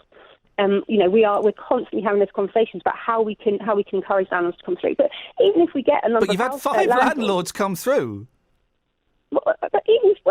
I think we've changed the offer significantly. Certainly, the housing crisis has deepened incredibly in the last 9 months. It's almost doubled in the last 9 months. Hey, it's great. Listen, you can tell that to me because I've got a really nice house. I've even got a spare bedroom. Why don't you tell that to the people that are in bed and breakfast, the people that have got nowhere to live, the people that have got a family living in someone's front room? It's all right saying to them, well, the government has said this and house, but you're responsible for it in Milton Keynes. Well, I am responsible, but I can only do a certain amount in terms of what the powers I've got, which government give us. One of the things I am doing is I'm going to hopefully write to the housing minister and ask him to come down and explain his recent changes to tell us, explain them to people in bed and breakfast, because this is a national problem. Yeah, Hannah, Yeah, I know, but if you're a mum and you got 2 kids and you're living in someone's spare room, or you're living in a B&B, this don't wash, does it? It just doesn't wash. There's no one. They're looking to you for help and homes, and you're saying, "Well, there's only so much I can do, and it's the government's fault, and there's not really any more I can do." We're doing a number of things to try and resolve the issue. What we need landlords to tell us why they're making people homeless. Because I can tell you why. Because they want more money. That's why. Next, I've told you that. So what's the next thing you need to know? Let's see if we can work this one out. We need to understand from them, how much money they want more. They want to make as much as the market. They want to make as much as the market will allow them because they're private enterprises. Okay. So we need to understand then what can we offer them? More money. To get them to keep our tenants. Well, more money. Maybe we need to consider that, and that's a conversation that we're having at the moment. How that would work and what that would look like, we're not sure. Is it that we need to give sort of some more money up front? Do we need to look at a difference between rent and local housing allowance? We need to look at all of these things, and we're doing it. And I think, I'm not going to sit here and say that we're doing enough and that we've got the housing crisis sorted, because we haven't. And no, it's getting worse. It's getting worse. You haven't got it sorted. It's slipping through your fingers.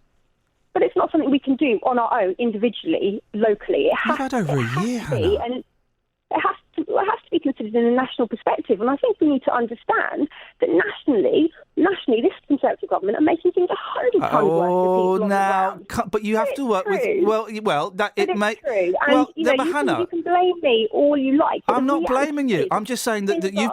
I'm not blaming you. I'm just saying that you've been in the job for over a year. The situation is getting worse, and it's all well and good and saying. Ian, in that year, let me tell you, in that year we have set aside the money. We've started building 200 council houses. When will those houses be ready? They'll be ready by the beginning of they will have all been started by 2017. Well, hang on a minute. So, excuse me, they'll be started by 2017? Yeah, that was When will they be ready for families to live in? Well, we've got 20 which. When will they be ready for families to live in? We've got 20 that are already about to be ready. We've got I think there's 13 that are current. Well, we've just opened. The 200 houses you just mentioned that will be started in 2017. When will they be ready for people to move in? However long it takes to build a house from 2017. Well, you're the housing minister. I thought you might know. I'm not the housing minister. I'm a cabinet member. The cabinet member. Not the housing minister. All right, let's not get cute. I would have thought you would have known how long it would take to build a house that you're buying. It takes about a year from. So they'll be ready. They'll be ready in 2018. Hopefully, yeah. That's 2015, 2016. So that's three winters. Yep, but nobody had started that before. Nobody had considered to build houses before. So we've started building houses. We are working with partners to provide. And they're all going to be council houses, are they? But all council houses. All council houses that people have to go through three winters to get. So that's 200. Okay. We have started the St Margaret's project to bring on 70 more rooms in Milton Keynes. We have got 12 more rooms coming online with UK rooms next week. We have changed our offer significantly to the private landlord sector, which we've done in the last year. So in the last year, we've done a number of things. And we tried to change our allocations policy, which would mean we wouldn't have been using bed and breakfast, but that was stopped. So we tried to make that change. We tried to do something differently. It was stopped by opposition colleagues. So in that last year, we've done a substantial amount to deal with the housing crisis, and none of that had been done before. If previous administrations had decided to do something about the housing crisis, which was inevitably getting worse, I'm not playing. I'm not going to let you play. I don't let any side play. It's the other side's fault. How many homeless people have you spoken to? I speak to a number of homeless people. I represent an incredibly deprived ward, so I have a lot of people come through my door to talk to me about homeless people. So I talk to a lot. Have you spoken? It keeps me up. And do you know what? It keeps me up at night, and I lay awake at night thinking, how can I help these people? Because it's not a good enough situation. And in your bedroom, yeah. In your bedroom. Yeah. In your home. Yeah, and then you go and have breakfast. Yeah. Have you spoken to Connor Edwards? I haven't spoken to Connor Edwards, unfortunately. No, I know there was lots of issues around him last week, but I haven't had a chance to speak to him yet, unfortunately. Well, you can say hello to Connor Edwards now. Morning, Connor. Good morning. How you doing, mate? Morning, you all right? Connor. I'm all right this morning. Yeah. Yeah, very good. Connor, let's have a little chat. You were living in a bin cupboard until quite recently. How on earth did you end up in that situation? Well, about 18 months ago, I was evicted from a property that I was living in. It was all due to the bedroom tax when it came in. A large amount of rent arrears was put on to my property. I had my children at the time. I couldn't afford to pay. It was either feed my kids or pay the bedroom tax back. I chose to feed the kids, and I got evicted. And it wasn't till after I was evicted that I was told that there was a grant that I could have claimed that would have stopped the eviction in the tracks. And you end up in a bin cupboard. This is like one of those kind of lockups near a block of flats, is it, with the big bins in? No, it's actually a service cupboard, and it's in central Milton Keynes, directly opposite the shops. It was the safest place that I could find that was covered. What was going through your head the first time you thought, I'm going to end up sleeping in there tonight? Panic. It was absolute panic, because prior to that, I'd actually been mugged. It was my second night out, and I'd actually been mugged, and I had all of my stuff taken off of me. I'd been up to the council, Milton Keynes, that day, with the police report, everything, and I sat in the council offices, crying my eyes out, and all the council said to me was, here's a sheet, we can help you with private housing, private landlords. They handed me an A4 sheet of paper, and on that A4 sheet of paper was lists of letting agencies. I rung them, and all of them said that they don't rent to anyone on benefits. And that was it. And then they said, yeah, that's it, that's all we can help you with. And just to add a little bit more colour to what is already quite a spicy, colourful story, you're in a wheelchair as well, aren't you? Yeah, recently. Yeah, I use a wheelchair as well, because I have diabetic neuropathy. And you weren't a priority for the council? No, because I'm self-caring from the waist up, do you know what I mean? I'm not classed as disabled enough. Disabled enough? I mean, that's a phrase. Yeah, I'm not disabled enough. And because I don't have any learning difficulties, having any serious mental issues, I don't fall under that department as being mental enough. I just don't fall into any of the specific departments that could help me. And that was it. And I was just told, go back to housing options. Back there I went, and they said, look, there's nothing we can do. We've told you that we feel, we've looked into your case, we feel that you haven't got a priority for housing, for us to help you, for the council to help you, and you're going to have to look into the private sector. And I had been, and just not been able to find anything, because as a single man, I'm only allowed to look for specific properties, and those properties are rare to really get hold of. Your story was in the Milton Keynes Citizen, and because of that, you've got somewhere now, have you? I have, yeah, because of the Milton Keynes Citizen, somebody came forward and they had a bed sit that they was able to rent, and I'm actually talking to you now from a bed set, and it's amazing. Hey, that first night you got into your room and you sank down in your bed. That must have been pretty special. It was amazing. It was amazing that not have to worry about who was walking past outside, where my stuff was, being able to just go and have a wash when I wanted, have something to eat when I wanted, not have to continuously keep on the move, trying to move from place to place because you moved from wherever you were sitting. It was an amazing feeling. Hannah? Yep. Listen, I know you've got a really tough job, and I really appreciate you coming on and answering the questions. And I get a lot more what you're saying than perhaps you think I do. But it's people like Connor, and it's other families that we've spoken to. They look up to you, and it's all right to say, well, it's the government or it's the previous administration, but you're the person doing the job now. And if you are homeless, whether it's street homeless or sofa surfing, a phrase I absolutely hate.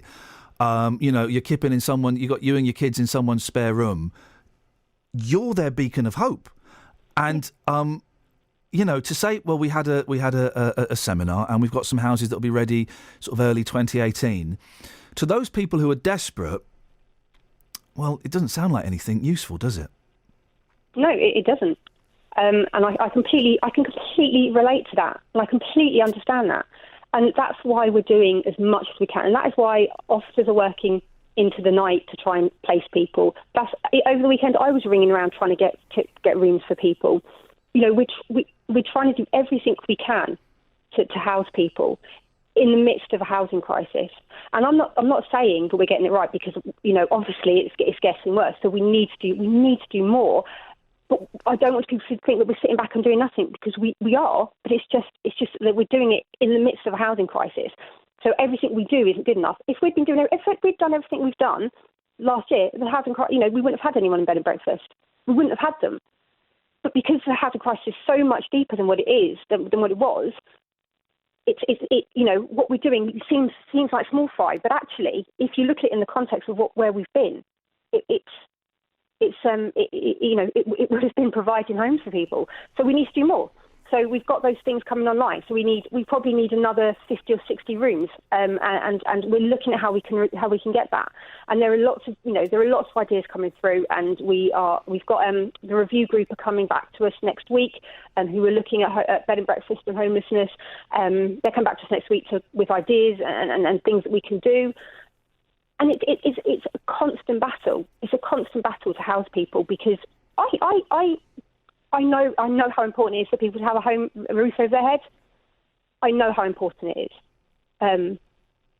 So I do as much as I can. And I really appreciate you staying on the line and taking my questioning. And I can tell that you are very passionate about your job, Hannah. And it's a tough one.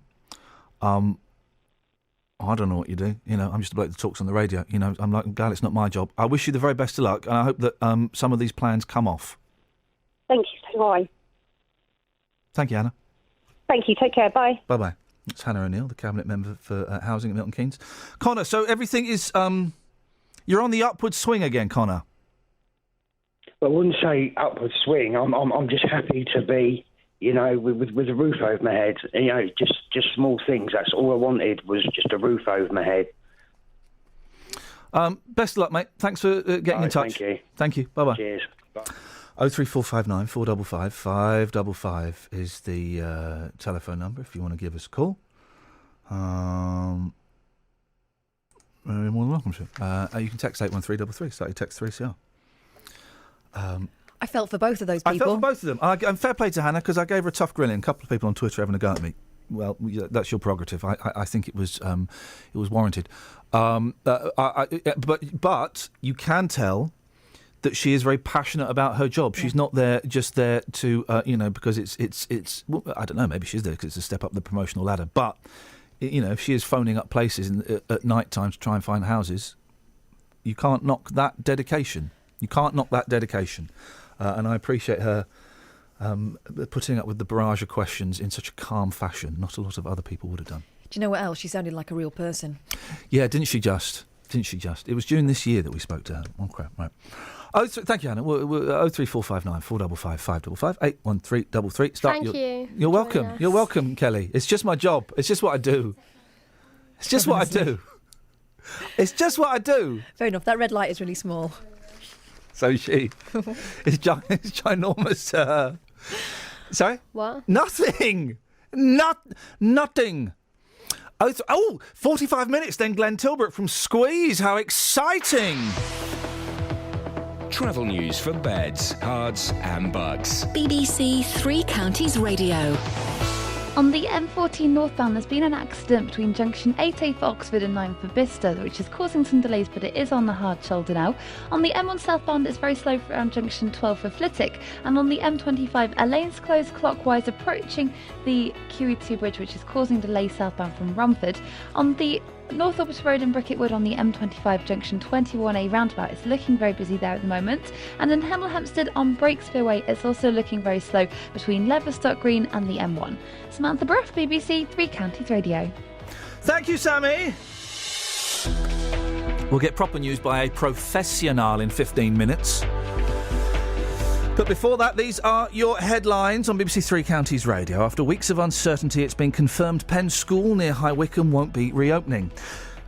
Milton Keynes charity Help Our Homeless says close to 150 people are in need of housing in the town, but the council is greatly underestimating the scale of the problem. And 3 new free schools for the 3 counties have been approved by the government, including a new secondary school in Luton and religious schools in Welwyn Garden City and Boreham Wood. Let's get the weather! Beds, Herts and Bucks weather. BBC Three Counties Radio. Good morning. As we take on a northerly airflow this week, things are cooling down a little, so a chilly start with some mist and fog patches. A few showers around today, and some of those will be a bit thundery, but not necessarily for everyone, with sunny spells in between and temperatures reaching 17 degrees Celsius. Clear spells through the night, with the showers gradually calming down with lows of 8 degrees, and then a fairly sunny start to the day tomorrow with some showers, but cloud builds through the morning, and then we've got some heavier showers later on, not as heavy as today's though, and they should be slightly more scattered, so it will be at least a slightly drier day. Temperatures reaching 15 degrees Celsius. On Friday it's looking rather wet with some showers on Saturday, but dry and fine on Sunday, and then warming up a little again as we take on a southerly airflow next week. That's your latest forecast. Every weekday morning. Good morning, Jonathan. Morning. Do you think it's right to tell 1 million disabled people they should get off benefits and find a job? Have your say on today's big phone-in. People who are going to be a nuisance are going to be a nuisance regardless of whether there are things to do. Is it true that people over the age of 65 drink far too much booze? The JVS show fights for your rights and tackles your consumer problems. Waited and the receipt came out, but the cash didn't. It's become a problem of late because obviously the trees got bigger as we got here. We couldn't shut the French windows. It would appear that they'd buckled. I had a phone call from my daughter saying if we don't get off the train, they're going to hand us over to the British Transport Police. The JVS show, weekdays from 9 on BBC Three Counties Radio. Some choice texts there. Music's annoying, isn't it? Isn't it just? Some choice texts there. Yes. Can I read my favourite one? Go on. People try to help and all you do is ridicule them. You are an arse and a bully. Wow. Ouch! Meow! Meow!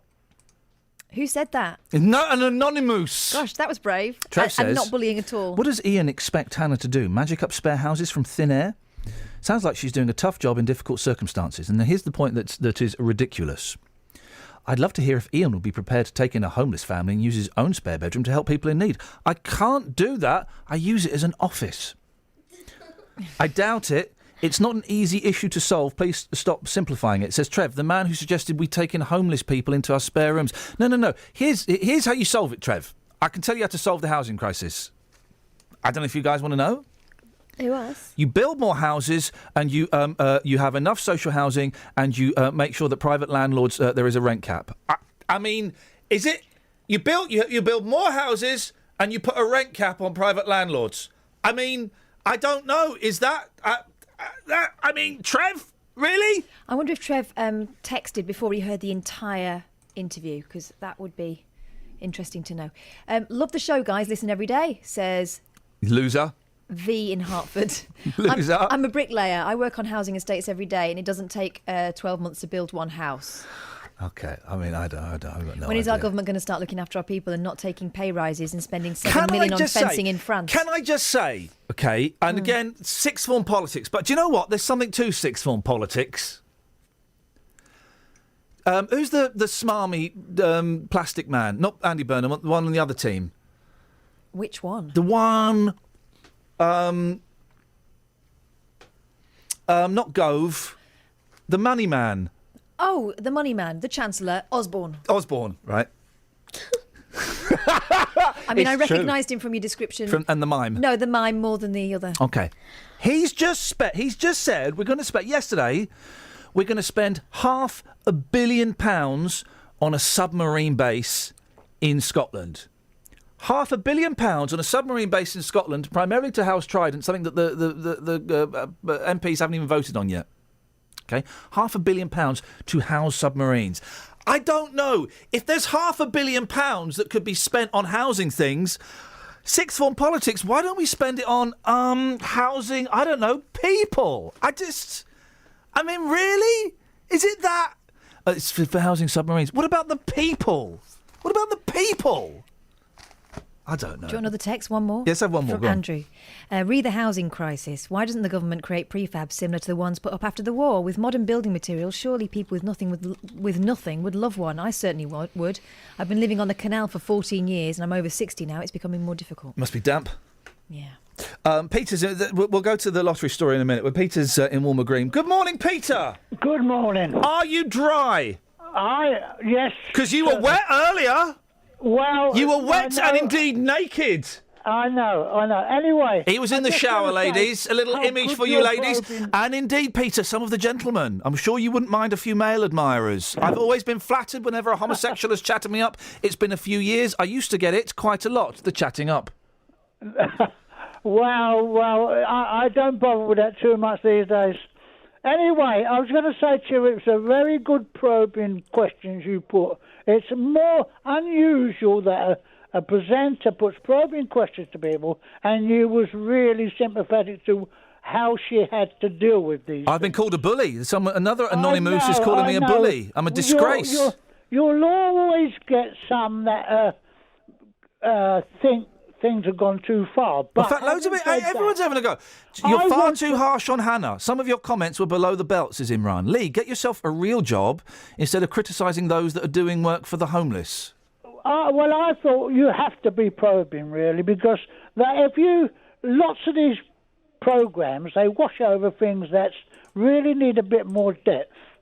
And when you're looking at places now where there's a housing problem, we must ask, the first question that must be asked, how many people from London and other places have you accepted into your area? Yep. Because that causes a problem. It caused a problem for Luton. They were already in desperate plight with bed and breakfast. They accepted families in for bed and breakfast from other areas, which creates a bigger problem. So all in all, really, we're saying there's a desperate housing problem. £500 million on something to home submarines. What about £500 million? How cool would Osborne look, right? If he came out and said, yeah, do you know what? You know the submarine thing? What was that? Stupid. No, that £500 million I'm going to spend on building new houses. But I don't think you need to miss out on one and have the other. Oh. You could do both. Hey, Peter, I'm noticing... Furthermore... Yes? Never mind the furthermore. The plea is self-defence, yes? Well, when you're talking about prefabs... Yes.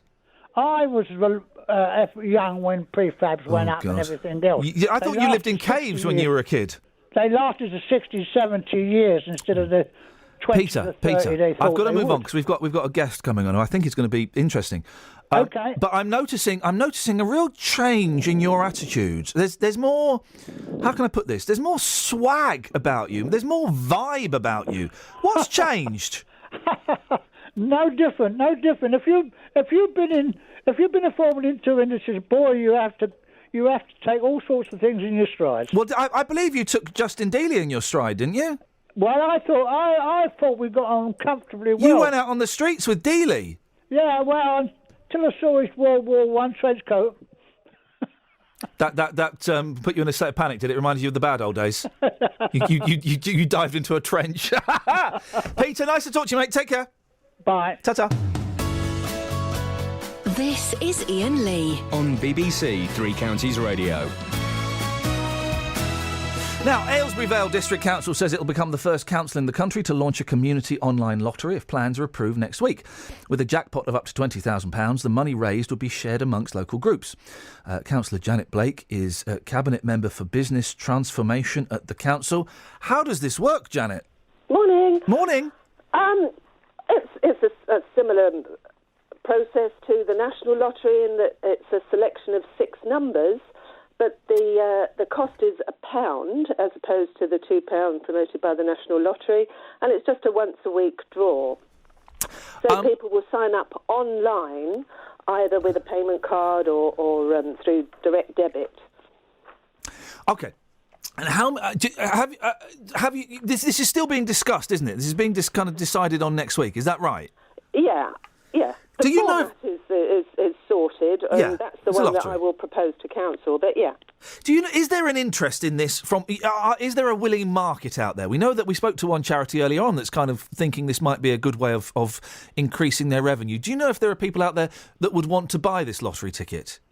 I'm pretty sure there are, because lots of voluntary and community groups have their own set of supporters, and we hope with our umbrella lottery, which is what it is, that it will engender even more support for local groups. So I see it as a huge opportunity for the voluntary sector to garner more support for their very worthwhile causes.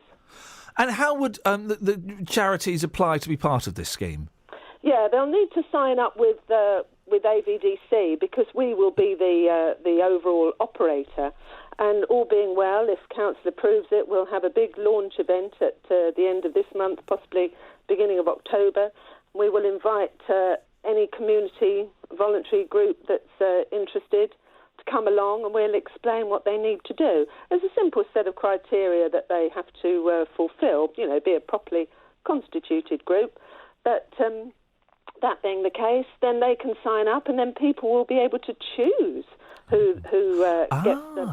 I see. So how do they choose? Does it depend on when they register online? Do they tick a little box saying, "I want to help the kids"? Yeah, they'll be able to of the groups that have joined up with us. So, that's an interesting way of doing it. Now, Yeah. this £20,000, Janet. Yeah. Can you swing it? I mean, I'm happy. I would be more than happy to split it 60-40 in my favour. Can you? Even for you, my friend, I couldn't do that. But I'll tell you what would happen is if several people all had, as it happens that the odds would be far against it, but if several people all had the winning numbers that week, every single one of them would get 20k. Hey, flipping it. That don't sound bad, does it? Because it's not split. So, the chances of winning overall are 1 in 50, and prizes start at just 2 numbers.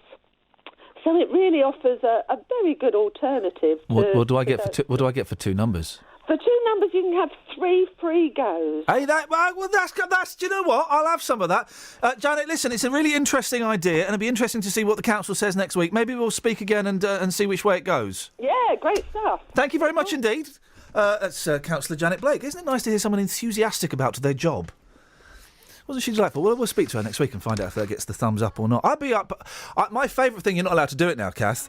My nan and my mum, actually, there used to be a little hut in the Queensmere shopping centre in Slough that would sell the scratch cards. Yeah. And my mum would say, when I was like 8, Here's a 50p or whatever it was. Here's 50p. Go and get us a couple of scratch cards. And I go and buy the scratch. Can't sell them to kids now. This political madness gone wrong. And I'd get it, and you go back, and if you got, we got another free card. Go back and get the next. I used to love that. We have relations who always put a scratch card in a Christmas card. That's our present. Northern, isn't it? No, actually. Hey, no. The Southerners. Yeah. The Northerners have rubbed off on them. They'll send it. That's the rumour going around. They'll send me a £5 in a card still, like in the olden days. Travel news for beds, cards and bugs. BBC Three Counties Radio. It's slow on the A1M southbound between junction 9 for Letchworth and 7 for Stevenage. Also, the M25 anti-clockwise is busy between junction 20 for Kings Langley and 19 for Watford. And the A40 is busy heading into London between the Swakeleys roundabout from the Hanger Lane Gyratory. Also in Beaconsfield on Amersham Road, it's looking very busy at the moment between Longbottom Lane and the A40. And in Hardyston on the A414 westbound, there are queues at Pepper Hill approaching the Amwell roundabout. On the train departure boards, there are no delays showing up at the moment. Samantha Bruff, BBC Three Counties Radio. And just to clarify, I'm really sorry. I've been such a busy morning. The situation with the horses, that is all stable now, yeah? Like about an hour ago. Okay, so it's all completely stable. Well, it's busy on that road, as I just said. Yeah, okay. But not because of the horses. Do you want a hug, Sammy? Yeah? See you in a minute. Local and vocal across beds, hearts and bucks. This is BBC Three Counties Radio.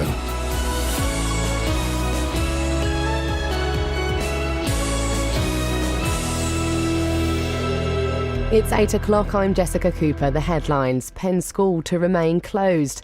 MK homeless problem underestimated. And more free schools announced in the Three Counties. BBC Three Counties Radio. Administrators have failed to find a buyer for Penn School in Buckinghamshire after weeks of uncertainty for parents, staff and students. The special school for almost 80 deaf and autistic children went into administration in July, just 2 weeks before the end of term. Parent Amanda Burgess told Iain Lee they still had hope it would reopen. There's just so many of the children still without a school place. and you look on Facebook and at the messages, and you look at the emails that I'm getting from some of the parents, desperate now as to what on earth they're going to do. They were really holding out for Penn to reopen in some way, shape or form. Milton Keynes Council says it's doing all it can to tackle homelessness in the town after claims from a local charity that they were underestimating the scale of the problem. Help Our Homeless MK says close to 150 people are in need of somewhere to live. Hannah O'Neill is the Cabinet Member for Housing at Milton Keynes Council. Officers are working into the night to try and place people. Over the weekend, I was ringing around trying to get rooms for people. We're trying to do everything we can to house people in the midst of a housing crisis. Thousands of passengers trying to use services through the Channel faced disruption again last night as groups of migrants blocked rail tracks in Calais. Eurostar was forced to cancel 2 services. Steps are being taken to improve the health of more than 1 million NHS staff in England.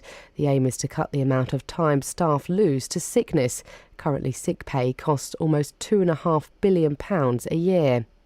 3 new free schools for the 3 counties have been approved by the government. They include a new secondary school for Luton and several primary schools in Hertfordshire. Our political reporter Paul Scoynes has more.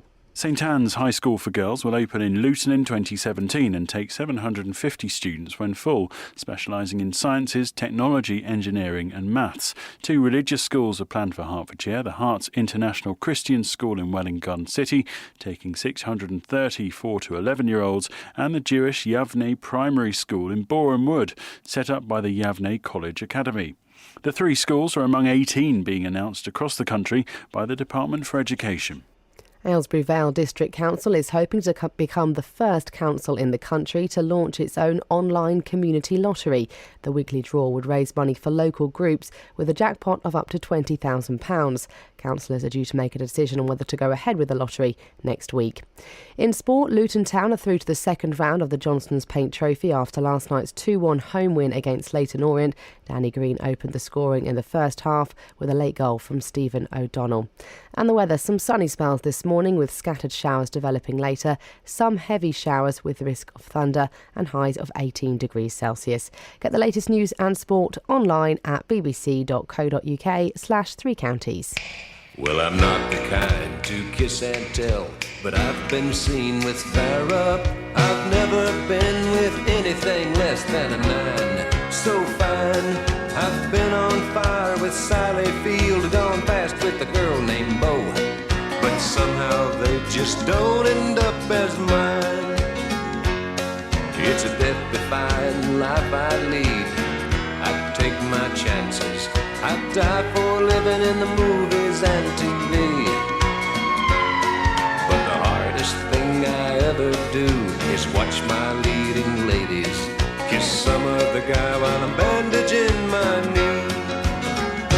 I might fall from a tall building, I might roll a brand new car, 'cause I'm the unknown stuntman that made Redford such a star.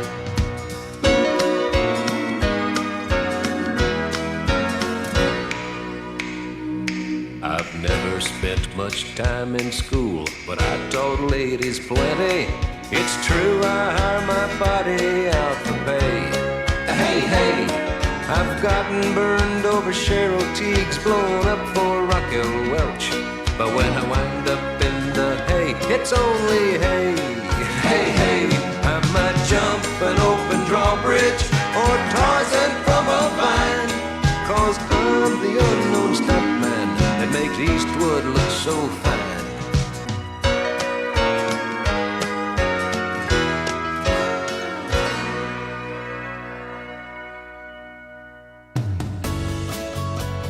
This is Iain Lee on BBC Three Counties Radio.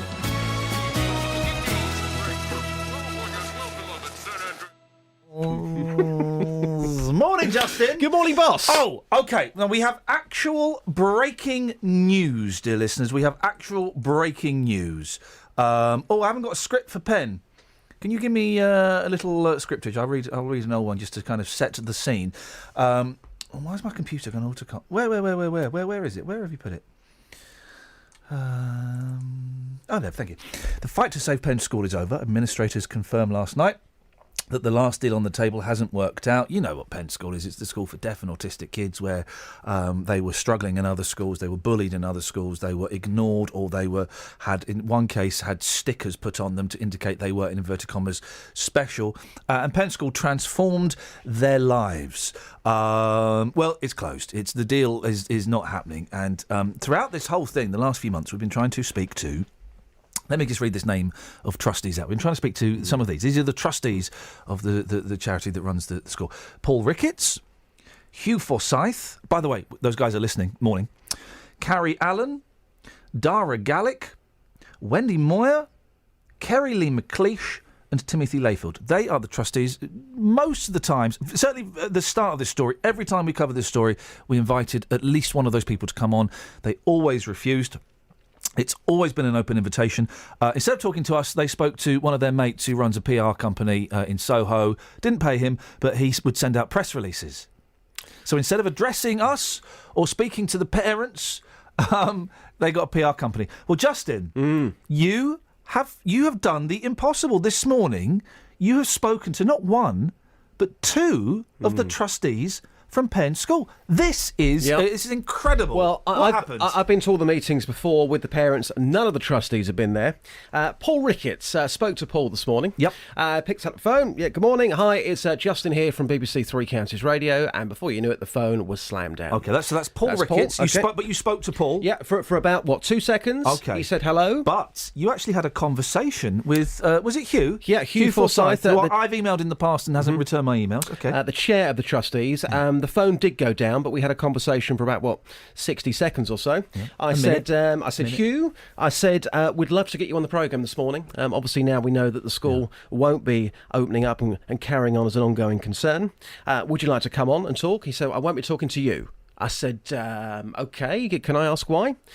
He says, your broadcasting has been highly offensive. Now, is he speaking about your Saturday show? Because that I could understand. Or is he's speaking about the way we've covered this story? He's speaking about the way... Say that again. Okay. He said our broadcasting about this story and the way we have spoken about the trustees has been highly offensive. I said, Hugh, we have offered you the opportunity to come on this programme time and time again. Now we know the school will not be carrying on. Would you like to join us on the programme after 8 o'clock today? He said, no, I won't be. I said, can I ask why? He then said that we've been extremely abusive.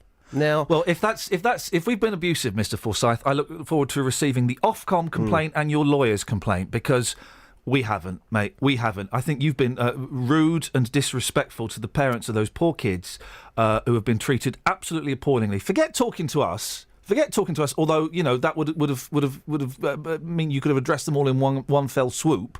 Forget talking to us. You didn't even have the decency to stand in a classroom in front of all those parents and explain what happened. You didn't have the decency to do that. I find that offensive and abusive. So, just lastly, I then said, OK, would you like again to join us on the programme after 8 o'clock? At your convenience, to talk to our listeners. I won't be talking to you. I said, no, you'll be talking to our listeners who have got a keen interest in this story. He then said, no, I won't. I said, can I just relay why you won't be coming on the programme? No comment. I said, but can I just ask you again why you won't be coming on to talk to us this morning? No comment. Oh, tough guy, Hugh. No comment. And then the phone was put down.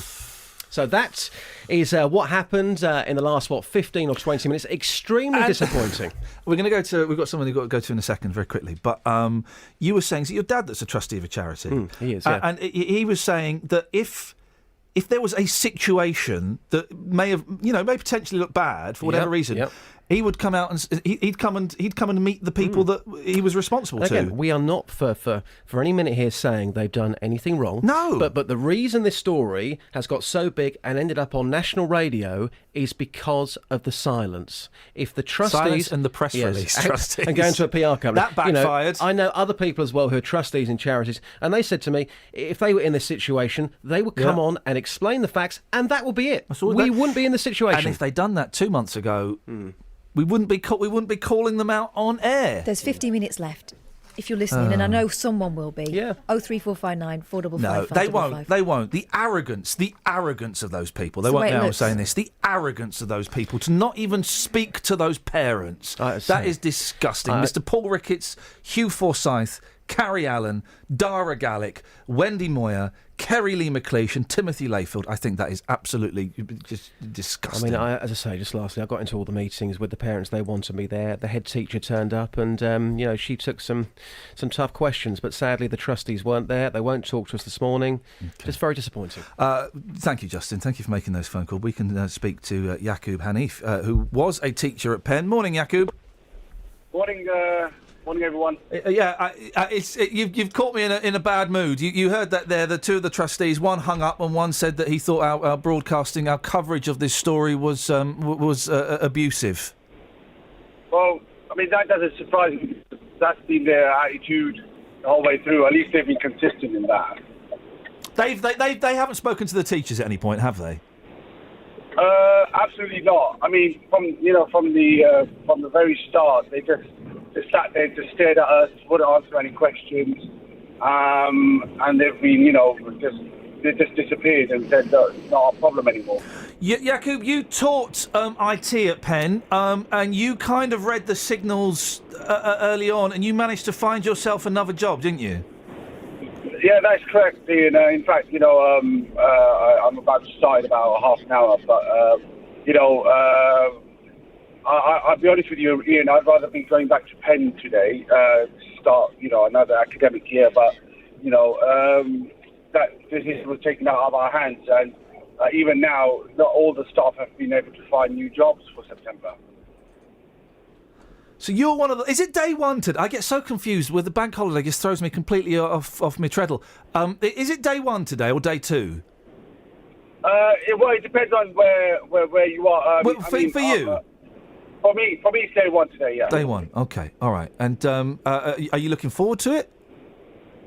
Well, yes and no, because, yes, it's a new start, but, just like the kids, we have to start all over again, getting to know a whole set of new school, a new way, and so there is a bit of nerves there. Yeah. To be honest. Isn't that funny? I remember being a kid at school and starting a new school or starting a new year and the nerves. But it's interesting to think that the teachers have got the same thing going on. Yaqub, listen, I appreciate the times that you've spoken to us, and I wish you the very best of luck at your new school. I'm sure it'll be a wonderful success for everyone. Thank you, Ian. Thanks to everyone out here, Three Counties for the support for everyone out there. Yaqub, best of luck. Thank you, mate. He's one of the good teachers. There's a lot of them about.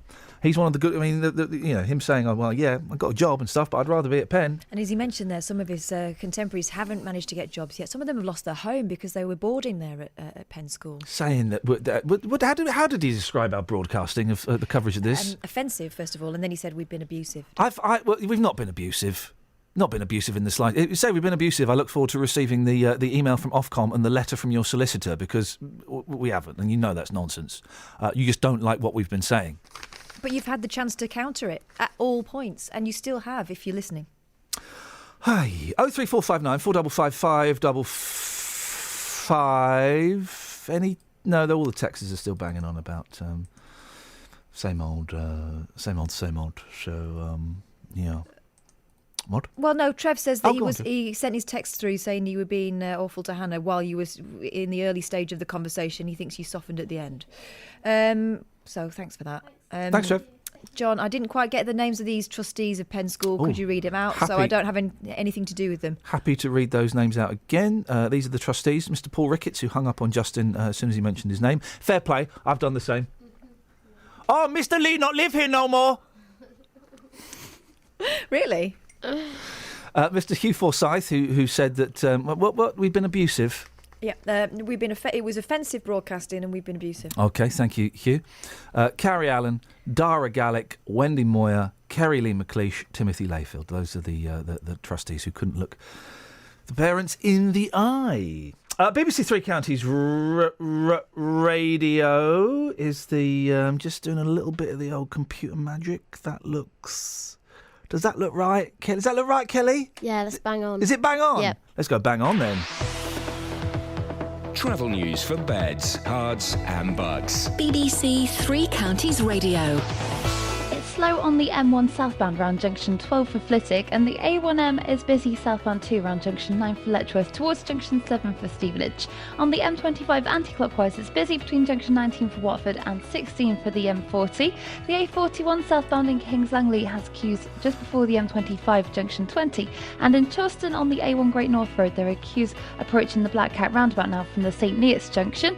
On the train departure boards there are no delays showing up at the moment. Samantha Bruff, BBC Three Counties Radio. And just to clarify, because we're getting so many texts and tweets about this, where was this horse? Was it a horse or several horses? Oh, there was just 2. Well, so, okay. Two very powerful creatures. And they had to close the whole road for it. Which road was it? I tried to remember now. I think it was the A41. It's in Hartford. Okay. I'm having a look And the situation... It was the A10. Okay, the situation is now stable. Yes. I bet it was a bit of a mare when it was going on. I think it was, because they had to close the road. It's busy now on the A441. But it's stable. The situation with horses is stable. Yeah. Okay, that's great, Sammy. Thank you so much, Because Sammy. they're gone. They're back in the stable. Yeah, they're back. So it's stable. Yeah. Brilliant. That's I'd great. imagine. Thank you so much indeed. I really appreciate that. It's Christmas every 15 minutes on this show. 8:17. It is, what's the day? Wednesday, the 2nd of September. I'm Iain Lee. These are your headlines on BBC Three Counties Radio. It's been confirmed Penn School near High Wycombe in Buckinghamshire won't reopen after administrators failed to find a buyer. Milton Keynes Council says it's doing all it can to tackle homelessness in the town after claims from a local charity they were underestimating the scale of the problem. And new free schools have been approved by the government in Luton, Welwyn Garden City and Boreham Wood. On BBC One. I've never been to India before, and I thought, rather than dip my toe in the water and slowly acclimatise, I thought I'd just dive in. Sue Perkins explores one of the most exciting and vibrant cities on earth. This is Calcutta. It's like an exploding grenade of colour and sound and quite a lot of smell, if I'm honest. Telling the story of India's past, present and future. 14 million people live here in what was once the absolute jewel in the crown of the British Empire. So welcome to the City of Joy! Calcutta with Sue Perkins, part of India season. Tonight at 9 on BBC One and BBC One HD. This is Iain Lee. On BBC Three Counties Radio. 03459 455 555 is the telephone if you want to give us a call. Glenn Tilbrook from Squeeze coming up in, I'm going to say 14 minutes. And we'll play the new Squeeze single as well. It's a doozy, guys. It's an absolute doozy. Any texticles? Let's have a look. 81333. Start your text 3CR. Otherwise, it ends up in some other loser's text machine. Adam in Hemel says, offensive and abusive. If that's what the administrators think of a local radio show doing above and beyond for a local school, then it's no wonder Penn had no chance. Adam from Hemel. Thank you, Adam from Hemel. Someone else wanting the trustees' names. No, I mean, really? Yeah, we've done that. Okay. That's all good. Patton Houghton Regis talking about the homelessness problem in Milton Keynes specifically. That's what we're talking about today. Yep. This country's on meltdown. The answer to our housing problem years ago was to... Have a guess what he's going to say. Send them to war. Control our borders. Close. Our governments have failed us. The answer to homelessness is to stop cutting benefits to the vulnerable and get rid of the bedroom tax and stop all immigration into this country. Now for something more simple, build more houses. Oh. Okay. We've got. I've got a pic. I want to talk about this picture of a man playing a didgeridoo to a pregnant woman's tummy in a bit. He's shooting that straight into her. That's just gonna. That kid's not going to want to come out. We'll get there in a second. Let's carry on talking about Penn School. As we know, it's closed and there is not a buyer. And we continue our abusive coverage. At one point, the families involved in Penn School tried to raise £1 million in an effort to buy the school themselves. Well, that didn't work. Amy Clark set up the family's crowdfunding page and joins me now. Morning, Amy. Morning. Hi. How much did you get in the end? Well, altogether we raised just under £11,500. It was literally just shy of 11,500. So a good go, but significantly less than the £1 million that you needed. Yes, yeah. It was a shame, but we gave it our best shot. And well done. And no one can Yeah. criticise you for having a go. Your sister, is it? Am I right? It's your sister that went to Penn, wasn't it?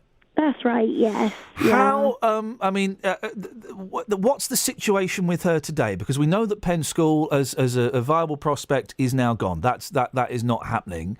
And some families were kind of hoping that Penn would reopen, and they were holding off finding new schools. What's the situation with your sister?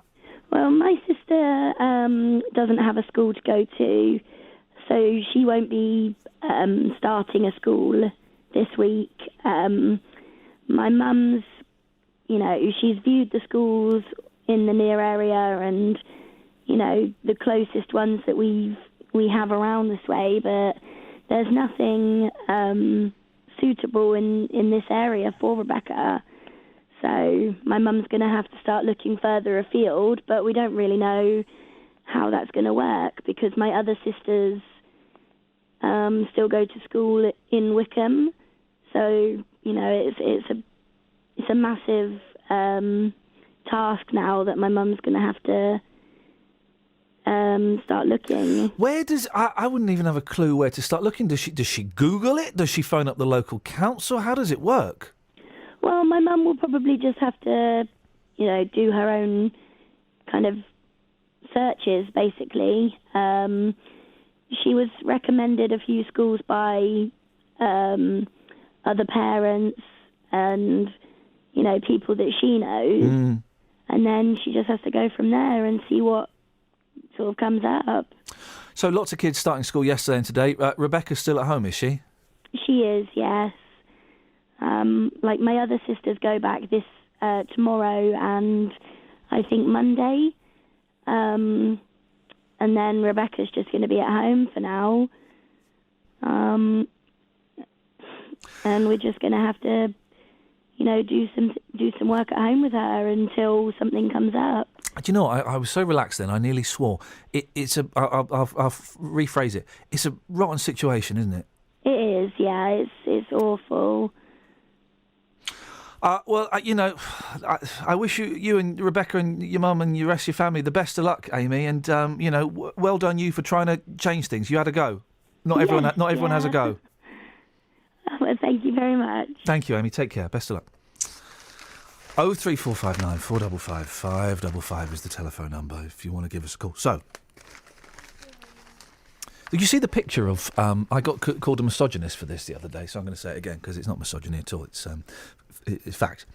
Well, let me tell you. Okay. Did you see the picture of Tamara Eccleston, the billionairess? The billionairess. Breastfeeding. Yeah. Right. But it wasn't like her out at, in Nando's or, in Primark or, in the shopping centre. No. It was a really expensive photo shoot. It's her wearing, I think, a leather jacket, nothing underneath it looked like a sort of, it may have been a leather skirt, kind of a skirt that was kind of had strands on it. Baby up to breast. Mm-hmm. Nothing funny about breastfeeding, mate. It's very serious. No, I'm just laughing at your description of a skirt. It's good. Well, it's I like think you meant fringing rather than strands. No, I meant strands. Because strands make me think that she needed a cotton cut off. No. And she's got like the hair, the makeup is done, and she's doing. Oh, she's doing duck face. She's doing a sexual pout. Oh, you can't do that with a baby there. No, you can't do that with a baby there. It was completely inappropriate.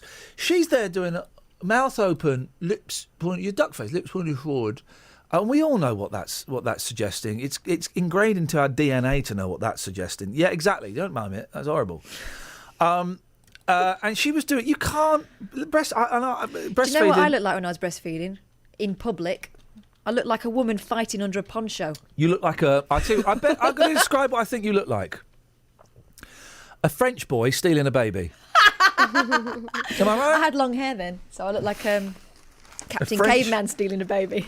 It's just. But I try and do it subtly. But the baby had other thoughts and wanted to break free, and I tried to be subtle about it. It was just a fight in a tent. You cannot combine the sexual imagery that her face was portraying with the Mother Earth imagery of breastfeeding a baby. I think you should breastfeed anywhere apart from in photo studios while you're doing sexy faces. Have you seen? You got the picture in front of you? Yeah. I mean, really. Whenever I see a woman successfully breastfeeding in public without, flashing the world, I always think, fair play, good girl. I could never do it. So I stopped trying and went somewhere private. There is that awkward moment, though, when you're just kind of, when you just look at people, but you're not really looking at them. And then what have you found? What she Googled there? Nothing. My friend, we were all sitting together, all the NCT women. And my friend's dad came in to see the babies. Yeah. And only one of us was nursing at this point. Okay. But he went over to her and gave her a little kiss. And it was while he was down there that he realised what she was doing. Why would he kiss her? On the cheek. Again, what? Why? But again, why would you kiss Well, he went round kissing everyone, saying hello to everyone. in a breastfeeding class? Is your dad some kind of deviant? No, it wasn't my dad. It was my friend's dad, and he'd gone to her. We were at her house. I would so as far never as he was concerned, it was a load of women having a coffee. Oh, it's still weird to go around kissing them. I'd go around, all right.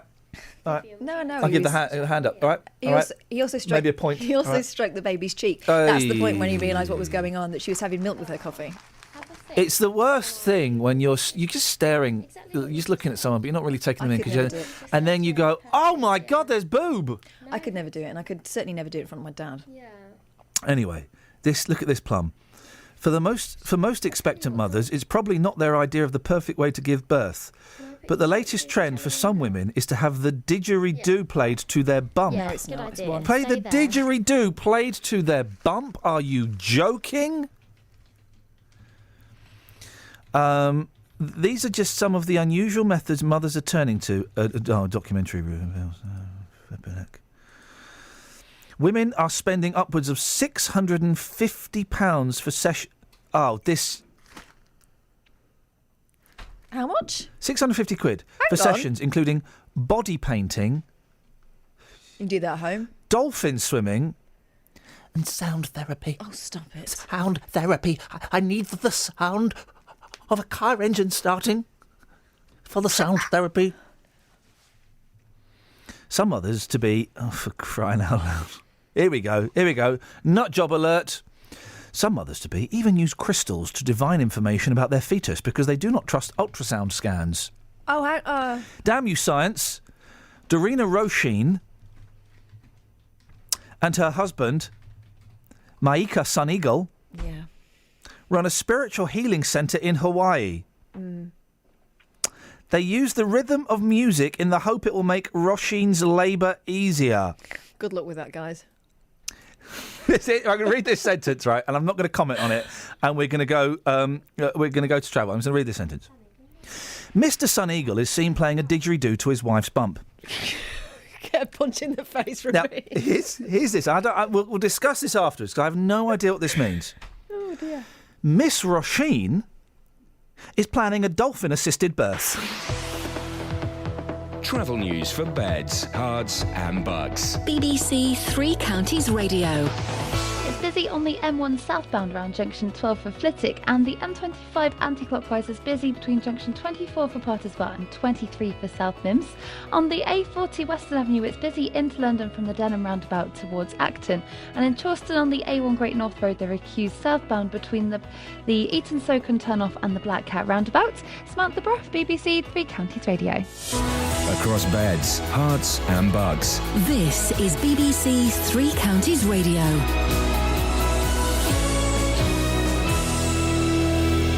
It's 8:30, I'm Jessica Cooper. The fight to save Penn School near High Wycombe in Buckinghamshire has been lost after administrators failed to find a buyer.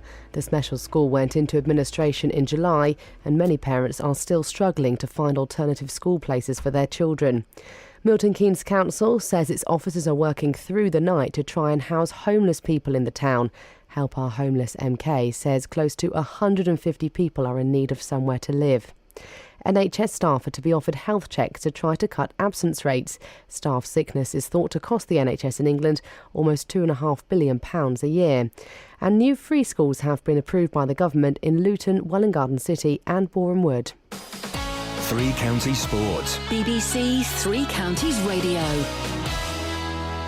Luton Town are through to the second round of the Johnstone's Paint Trophy after last night's 2-1 home win against Leyton Orient. Danny Green opened the scoring in the first half with a late goal from Stephen O'Donnell, but the Hatters assistant manager Terry Harris was disappointed with Jack Marriott's red card.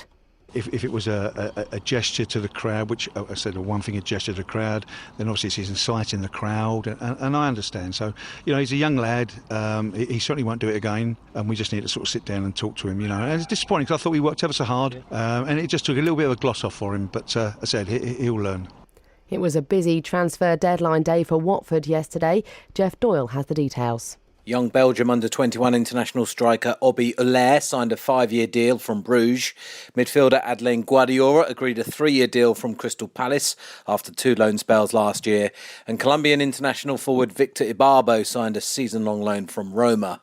Matej Vidra, Gabriel Angela and Miguel Leun all left on season-long transfers to Reading, QPR and Porto, respectively. Andy Murray is safely through to the second round of the US Open. The British number 1 beat Australian Nick Kyrgios in 4 sets. Next he faces Frenchman Adrian Manarino.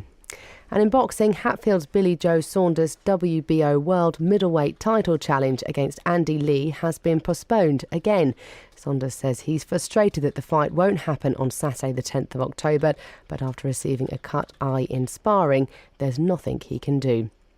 That's the latest news and sport. There's more from me at 9. This is Iain Lee on BBC Three Counties Radio. Right, morning, Vivian. Good morning, Ian. Morning, Vivian. You all right? Yep, I'm fine. What you got for us? Well, I've been listening for ages about this Penn school closing, and I have got a special needs grandson, so it means a lot to me, that it's happening. And on East Anglia last night, the 6 o'clock East Anglia News, they had this incredible school there. Yeah. It was just fantastic what it's got there for the children. And it is closing down because it hasn't got enough children there. It hasn't got enough pupils. And apparently it's Ofsted have given it the incredible, marks and everything. So why on earth aren't these places coordinating with each other? I just don't know, Vivian. I mean, it's a world that luckily, personally, I'm not particularly familiar with. Yeah. But I don't understand. There doesn't seem to be any kind of, joining of the dots, does there? No. Well, to have this place closing down because there isn't enough pupils is absolutely ludicrous. Yeah. Yeah. So, how on earth do you get them all together to get, work themselves out properly? Because all these children from Penn School could have gone there. Well, Vivian, I just don't know, and it does my nutting. It does mine. It does my absolute nutting.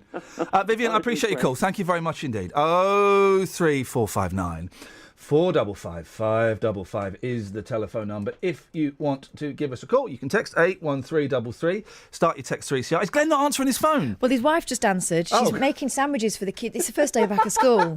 She went, flipping heck, hang on a minute. She's going to get him to give us a ring back. Well, this is what, you don't get much more British. Oh, I've lost the new single. Hang on a minute. Let me find the new single. All right, well, he won't know about this because... Oh, blimey. We could lie and pretend that we played it, couldn't we? Yeah, okay, so... No, I've got it on my computer. And let me go to date added, because I don't think I'd labelled it as Squeeze. Let me go past all that Brian... Oh, flippin' heck. Oh, this is looking really bad, isn't it? I mean, he's not here, so maybe it's a fortunate thing. Well, no, but I want to play the new single, because the new single's good. Can you remember how it goes? I'm really up the junction. No, that's the old single. That's the old one. Yeah. California Girls. That's me interviewing the Divine Comedy. Oh, I like them. Yeah, they're good. It's from another radio station. I'd probably get in trouble if I... Can we not nip the start and end off? Squeeze. If I type in Squeeze on my computer... Careful. Oh, no, it's... I don't think I've... Oh, flipping heck. And they sent me this weird download thing where you can only download it... Hang on, PQ... Where's Squeeze? Aren't even coming up on here. Oh, no, this is awful. What can I do? What can I do to fill, Catherine? I've got to go online and try and find it. Hang on a minute. We can talk about dolphins and babies. You talk about dolphins and babies. So she wanted a dolphin-assisted birth. What's wrong with having, a nurse-assisted birth. Exactly. Well, first time around, you'll try anything that anyone tries to peddle you, and you go to these baby fairs and that and realise it's not like specialist rides and stuff. It's actually them trying to sell you stuff, like the Ideal Home Show, but for tat.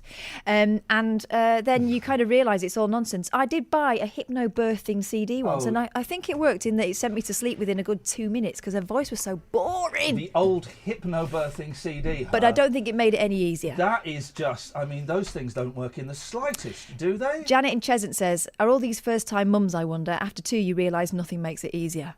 Janet in Cheshunt, wise words. Great from words. someone who's been there. Hi, everyone at Three Counties. This is from, I don't know, we've got no name here, but it says, hi, everyone at Three Counties, totally heartbroken this morning.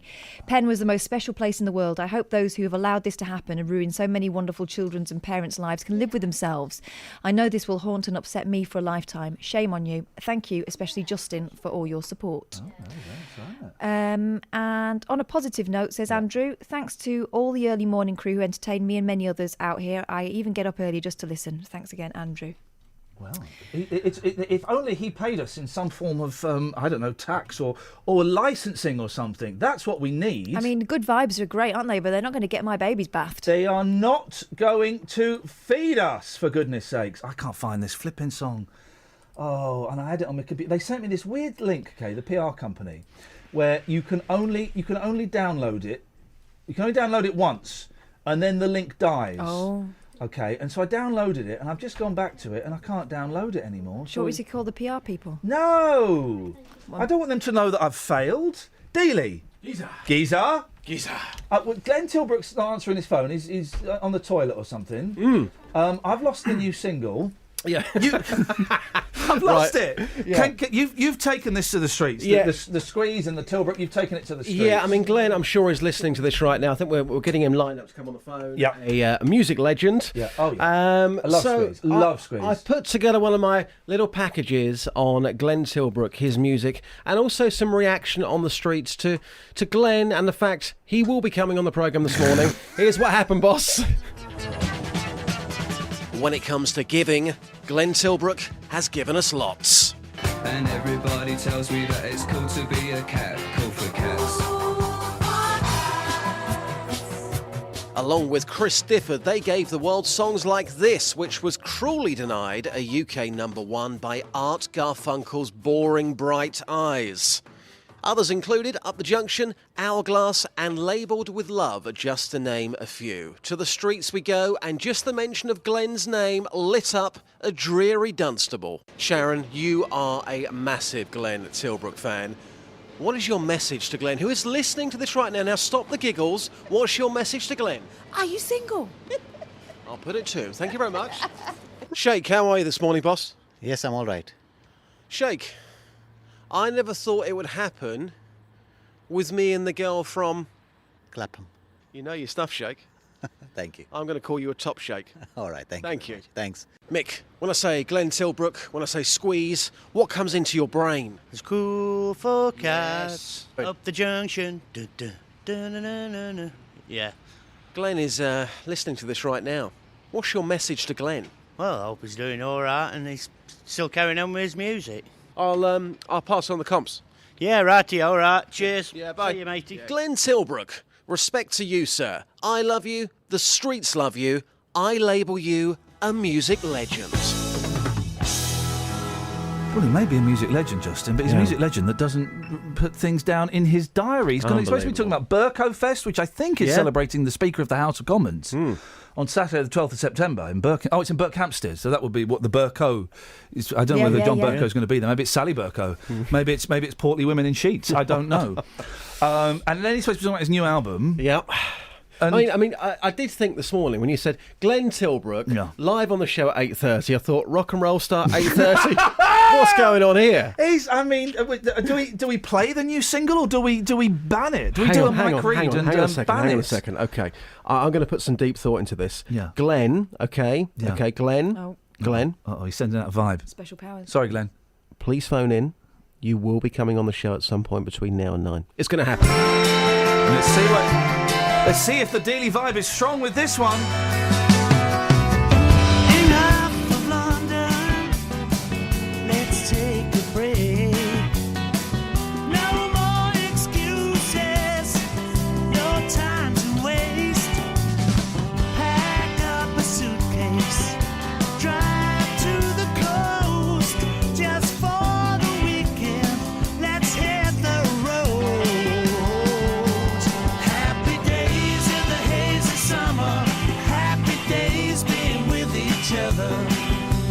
We'll take a break by the rolling sea. The perfect summer, just you and me.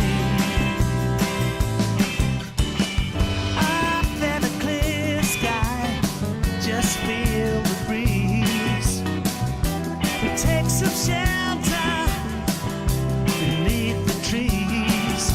All of the summer, the sun's beating down. Well, dear listener, In the country. Squeeze is back, and they're sounding good.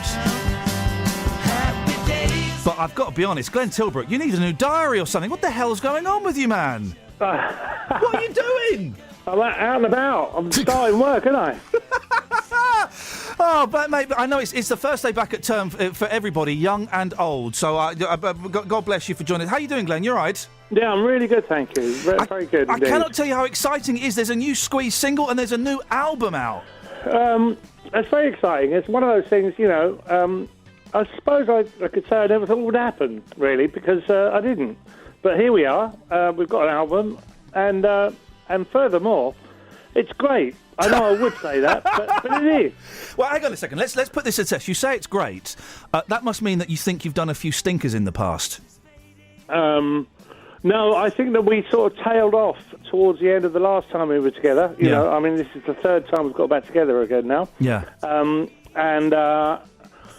You know, I don't know. I think there's no point in doing a record unless it's the best thing that we've ever done, and I think this is the best thing we've ever done. Oh, God bless you for that. I've only heard the single, and it's flipping brilliant. This is strangely the soundtrack to the Danny Baker show, isn't it? Yeah, it is. Cradle to the Grave. That's right. How on earth is there a whole series about... I mean, I've read the books and they're brilliant and I can't wait to watch it. How did you get involved with that? I had flu maybe 4 years ago, and I spent 3 days in bed. And that's when Daddy's book just first came out. And I read it, thought it was brilliant. We have previous together, you know. I've known him since, you know, we were in our teens. I called him up and said, look, I've never said this to anyone before, but we should really be involved with this. We, you know, our history is a shared history. I know what that world was like, and me and Chris can write for that. And it followed on from there. The series itself is brilliant. You know, having Peter Kay play Danny's dad. Yeah, you know, that's genius. You know? Yeah, exactly. It's really funny and it's poignant, and it's about the series. You know, on a wider basis, it's about family values, and that's a lovely subject that we all know about. How do you get the band back together? Do you just send a text out to everyone that's marked Squeeze in the phone and saying, "Hey guys, we should. I've got some new songs." Text out to everyone that's marked Squeeze in the phone, and there'll be about 400 people. How do you do it? Do you just ring around? What's the deal? You know, we've been playing together for a while. We've been like the best Squeeze tribute band ever. But you know, it's a weird thing crossing the divide between doing old songs and creating something new. Yeah. That's really, you know, we've been back together since 2007, but this project really gave us the impetus to do something new, and that's, you know, for that I'm really grateful. I saw you lot flipping out. I'm going to age both of us now. Oh, geez, it was probably 26, 27 years ago. Okay. Supporting the Kinks at the Alexandra Palace. Oh, right, okay, I remember that gig. It was a good gig. How miserable is Ray Davies in real life? Yeah, quite. I've interviewed him. He's hard work, isn't he? You know, Chris and I presented a Q award to Ray and Dave Davies. This is in the last days of them actually speaking. But so we were at a table with them, but they wouldn't speak to each other. They would only speak to us. And were you and Chris speaking at the time? It was more Ray than Dave. Were you and Chris speaking at the time? Because that would have been... Yeah, we were getting on fine. Okay, because that could have been W. Dave, could you tell Chris that I want him to speak to Ray? It could have been awkward. OK, you've got some gigs coming up as well. I think you're doing Milton Keynes sometime in September. I should have the dates in front of me. Yeah, that's Tuesday, September the 29th. Well done, well done. Rehearsal. I know. And you're also at Burko Fest. It turns out it's not about Sally Burko or John Burko. It's Berkhamsted Cricket Club on Saturday the 12th of September. Yeah, I've done Burkofest before. It was really, really good. Yeah. So I'm looking forward to that. I'm looking forward to both of them. Brilliant. Well, yeah. I'm looking forward to hearing the album. And the series, the Cradle to the Grave, the show, I think it's tomorrow night, isn't it? It starts? It is, it starts tomorrow night. Brilliant. All right, listen, it's so nice to talk to you, Glenn, eventually. Thank you very much. Cool. And I hope the kids have a good day at school today. Hey, thank you very much. Thank you, Glenn. Take care. Ta-ta. Cheers. Bye-bye. Bye. There we go. Glenn Tilbrook, ladies and gentlemen. Eventually. Yeah. What a nice bloke. I'm grinning a little bit there because I Never got the chance to ask him about the time he took the whole audience outside. Sorry about that, Kells. That's all right. You'll have to have that conversation with him off air. Right, where are we now? It's 8:45. BBC Three Counties Radio. Let's get the trav. Travel news for beds, cards and bugs. BBC Three Counties Radio. The A1M is very busy southbound between junction 8 for Hitchin and 7 for Stevenage, and southbound on the M1 from junction 12 for Flitwick. It's looking very busy at the moment on the speed sensors where the roadworks are. The M25 anti-clockwise is slow from junction 17 for Maple Cross to 16 for the M40, and in Hemel Hempstead on Breakspear Way, that's busy from Leverstock Greenway towards the M1. In Bricketwood on the North Orbital Road, there are queues at the M25 junction 21A roundabout, and looking at the train departure boards, there are no delays at the moment causing any long queues. Samantha Bruff, BBC Three Counties Radio. Sammy, thank you very much indeed. Oh, hang on, the square When screen. it comes to giving. Oh, hang on a minute. Oh, blimey, look, that's Delia. I got all excited there. I thought we were there. Yeah, sure, why not? 8:46. It's Wednesday, the 2nd of September. I'm Iain Lee. These are your headlines on BBC Three Counties Radio. Administrators have failed to find a buyer for Penn School in Buckinghamshire after weeks of uncertainty for parents, staff and students. A Milton Keynes charity says the scale of the homeless problem in the town is being greatly underestimated, with close to 150 people in need of somewhere to live. And Aylesbury Vale District Council is hoping to become the first council in the country to launch its own online community lottery. Let's get the weather. Beds, Herts and Bucks weather. BBC Three Counties Radio. Hello there, we've got a bit of mist and fog to start off with in some more rural spots. Elsewhere it's quite bright already. A few showers around today, particularly in the afternoon. They could be a bit on the thundery side, but sunny spells in between with highs of 17 degrees Celsius. Clear spells through the night with showers calming down and temperatures down to 8 degrees. And then a fair amount of sunshine around first thing tomorrow. Some showers through much of the day, but cloud builds through the morning, and then by the afternoon those showers will be becoming a little bit heavier. Not as heavy as today's though, with temperatures reaching 15 degrees Celsius. It's looking wet on Friday. We've got some showers around on Saturday, but it should be dry and fine on Sunday. That's your latest forecast. Even if you can't get to the match, Already, we're hearing stories of Watford fans saying that they are going to struggle to get here. or listen to the commentary, Got quick feet, hasn't he? Quick feet and good skill and good vision. you can still keep up to date with your local team with Three Counties Sport. There is the half-time whistle. It's 0-0. Plenty to ponder. Follow us on Twitter to get all the team news, There's two changes from the team that won at Barnet on Saturday. goals as they happen. Trying to make room for the shot. Bury it into the corner of the net. Super goal from Luton Town. And reaction at the final whistle. Momentum changes very quickly in these games, and we're disappointed for that. Twitter.com/BBC3CR and stay up to date with your local team. 034594555 is the telephone number if you want to give us a call. Just had a phone call from someone with a very mysterious, I'm going to say Eastern European accent, woman. Yeah. Sounded like, you know, your archetypal spy from the 1980s. And she made a really long point about, I think, about footballers' wages and Penn School and it being a disgrace that this money's floating around and they can't spend it on Penn School. Yeah. I said, thank you for that. What's your name, please? I'm not interested, was my name. Oh. So I think it might have been Moscow. Now, who's this Kerry Davis? Was she one of the guests that decided she couldn't... No.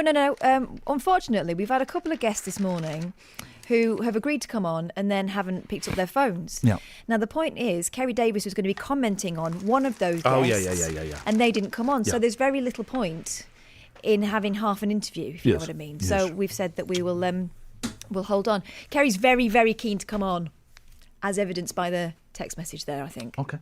But we've said if we can reschedule, we'll do so and get both on at the same time, because it's worth hearing what she has to say, but only in reaction to what the other person Stop does. the clock, name this film. Oh, no, hang on, not that. That's the Beach Boys. Hang on a second. Stop the clock. Name this film. Oh, Sister Act. Oh, straight in there. Straight in there. How did you know? Because I was around. I don't think I've ever seen the first Sister Act. I've seen Back in the Habit. Yeah. Wow. Yeah. You can't just dive in with Back in the Habit. I think I've seen. It was on Channel 5. It was only 10 minutes in. I thought, what the hell? I'll have some of this. I tell you what, I'm halfway through.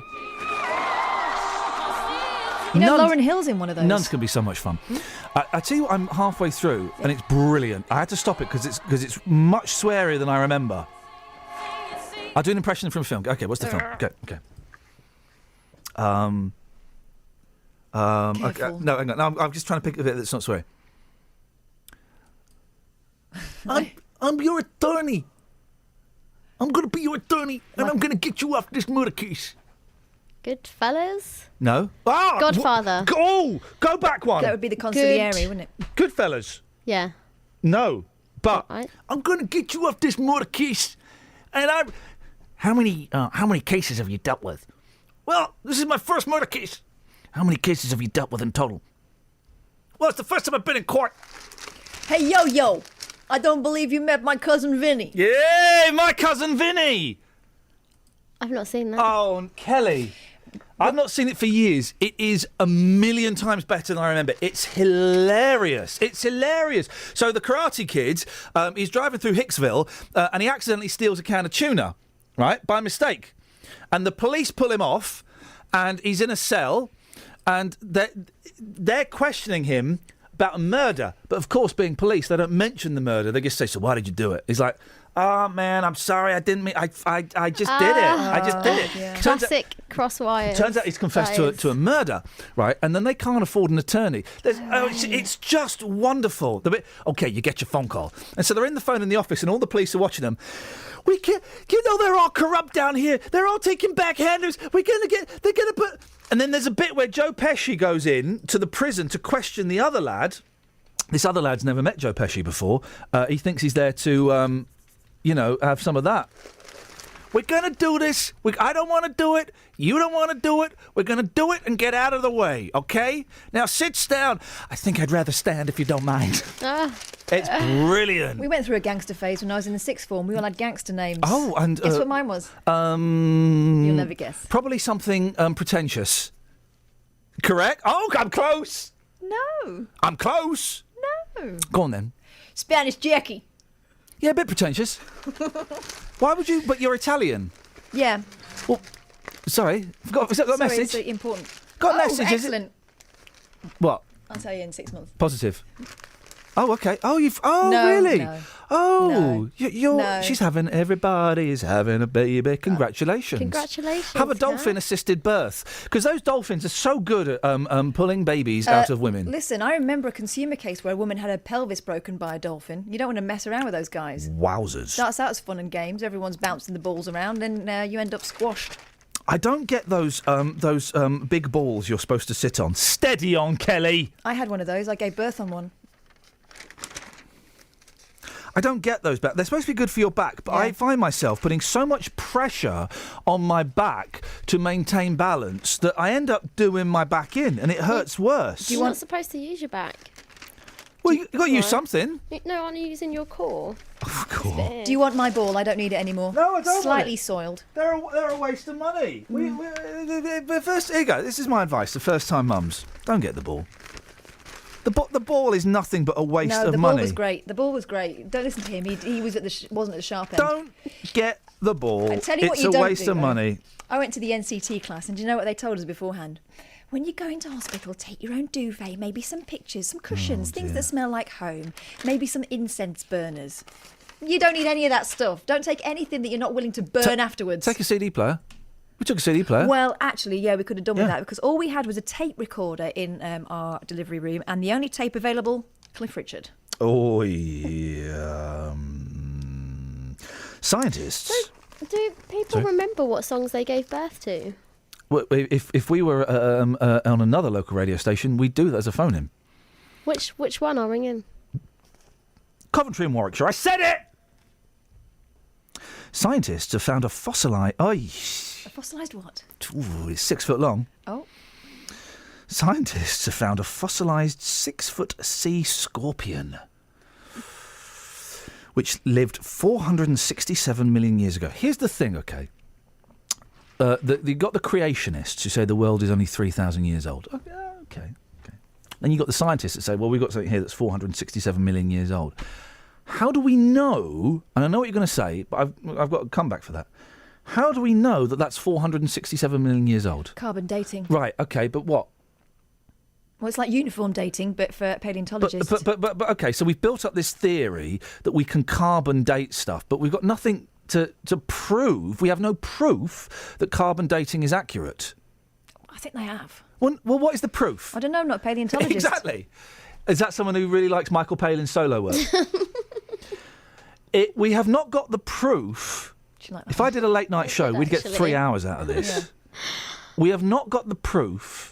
In fact, jot that down. If I ever do a late night show, 3 hours on this. We have not got the proof that carbon dating is accurate. We believe it's accurate. Scientists believe it's accurate, but they have no actual proof that that is 467 million years old. Yeah, they have, because it's a system. Otherwise, they'd just pull a number out of the air. Catherine, you just said, well, maybe they have. How? OK, what's the difference between 467 million and, say, 468 million years old? It's a million years, right? That is a massive scope for error. Since when have you been interested in accuracy? Well, since I had to fill for the last 3 minutes. Oh, right, OK. Yeah, OK, let's go into this. Since I had to fill for the last 2.5 minutes. Since I had to fill for the last 2 minutes, 27 seconds. She like that one too? Yeah. I do like him. Well, he is good. Here we go. Oh, here we go. It's the full movie of Sister Act in HD. Thank you, YouTube. Cops are hunting. Now, this is local. Why have we not covered this? This is in Watford, in Hertfordshire. Oh, I've heard of this one, yep. All right, what's the story then? A confidence trickster. OK, give me more. In Watford. Who got away with cutting off 3 branches for 800 quid. Yeah. Cops are... Well, I don't need to read it, yeah. Cops are hunting. This is... I mean, fair play. I think we should respect people. People like this should be working for the government. Probably are. They're not. But they should be. Probably are. Cops are hunting 2 con men who charged a homeowner £800 just to cut 3 branches off a tree in Watford. I mean... With balls that size and cunning and wile, you've got to respect that, haven't you? You've got to say, aye. Oh, they got me, but they got me in style. £800. 3 branches. I mean, that is just... It's expensive wood. Well, you would, wouldn't you? Mm. Well... Why did he pay him? Sorry? Did he pay him first? Probably. I don't know. If he paid him after, then ask Kath, because she seems to know all about it. Why did he Off air. Unbelievable attitude. Travel news for beds, cards and bugs. BBC Three Counties Radio. Looking at the M1 southbound, it's slow from junction 12 for Flitwick where the roadworks are, and the M25 is also busy between junction 17 for Maple Cross anti-clockwise to junction 16 for the M40. In Beaconsfield on Amersham Road, it's slow between Longbottom Lane and the A40, and Hoddesdon on the A414 westbound there are queues at Pepper Hill approaching the Amwell roundabout, and on the A1 Great North Road approaching the Black Cat roundabout, it's very slow at the moment from the St Neots junction. Samantha Bruff, BBC Three Counties Radio. Sammy, thank you very much indeed. That's it, guys. That's your lot. Thank you to Glenn Tilbrook. We got there in the end, didn't we? Don't forget, there is a best of podcast of this show. We get about 8,000 downloads a week. There you go. I've said it. I've said it out loud. I've said the numbers out loud. Therefore, it must be real. Kiss those chuddies. If you want it, you can go to the Three Counties website, or you can go to that there iTunes and type in Iain Lee and see what pops up. Back tomorrow at 6. Until then, from us, ta-ta!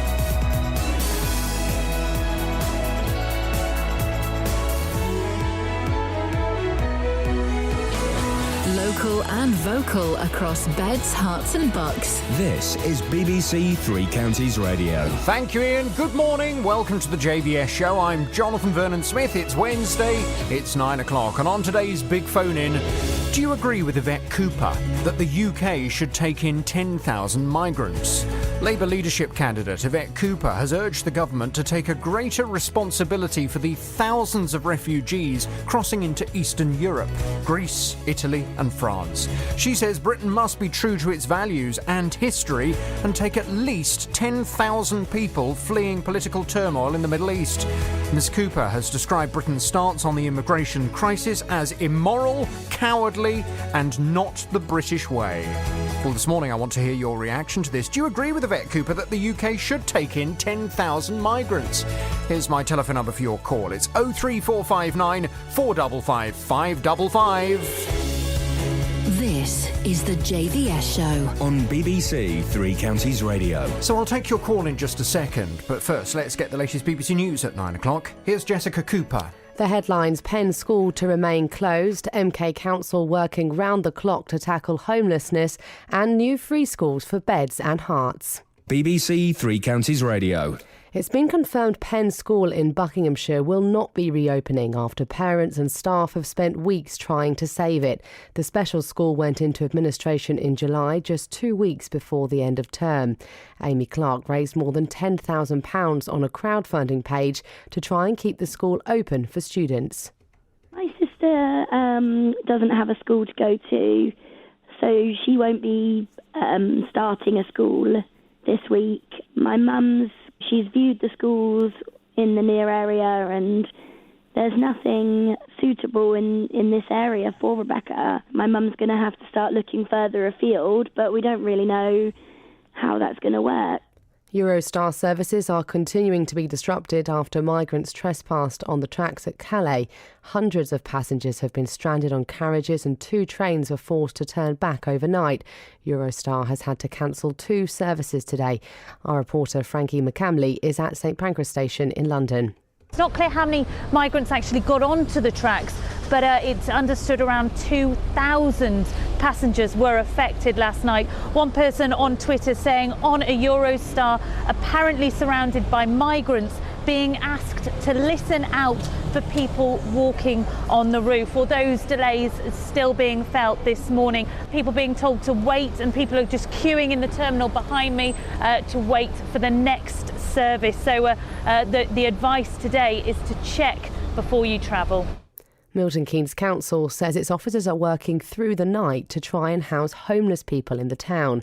Charity Help Our Homeless MK says close to 150 people are in need of somewhere to live. Connor Edwards, who uses a wheelchair, was until recently living in a bin cupboard. He says the council weren't able to help him. Sat in the council offices, crying my eyes out, and they said, look, there's nothing we can do. We've told you that we feel, we've looked into your case, we feel that you haven't got a priority for housing, for us to help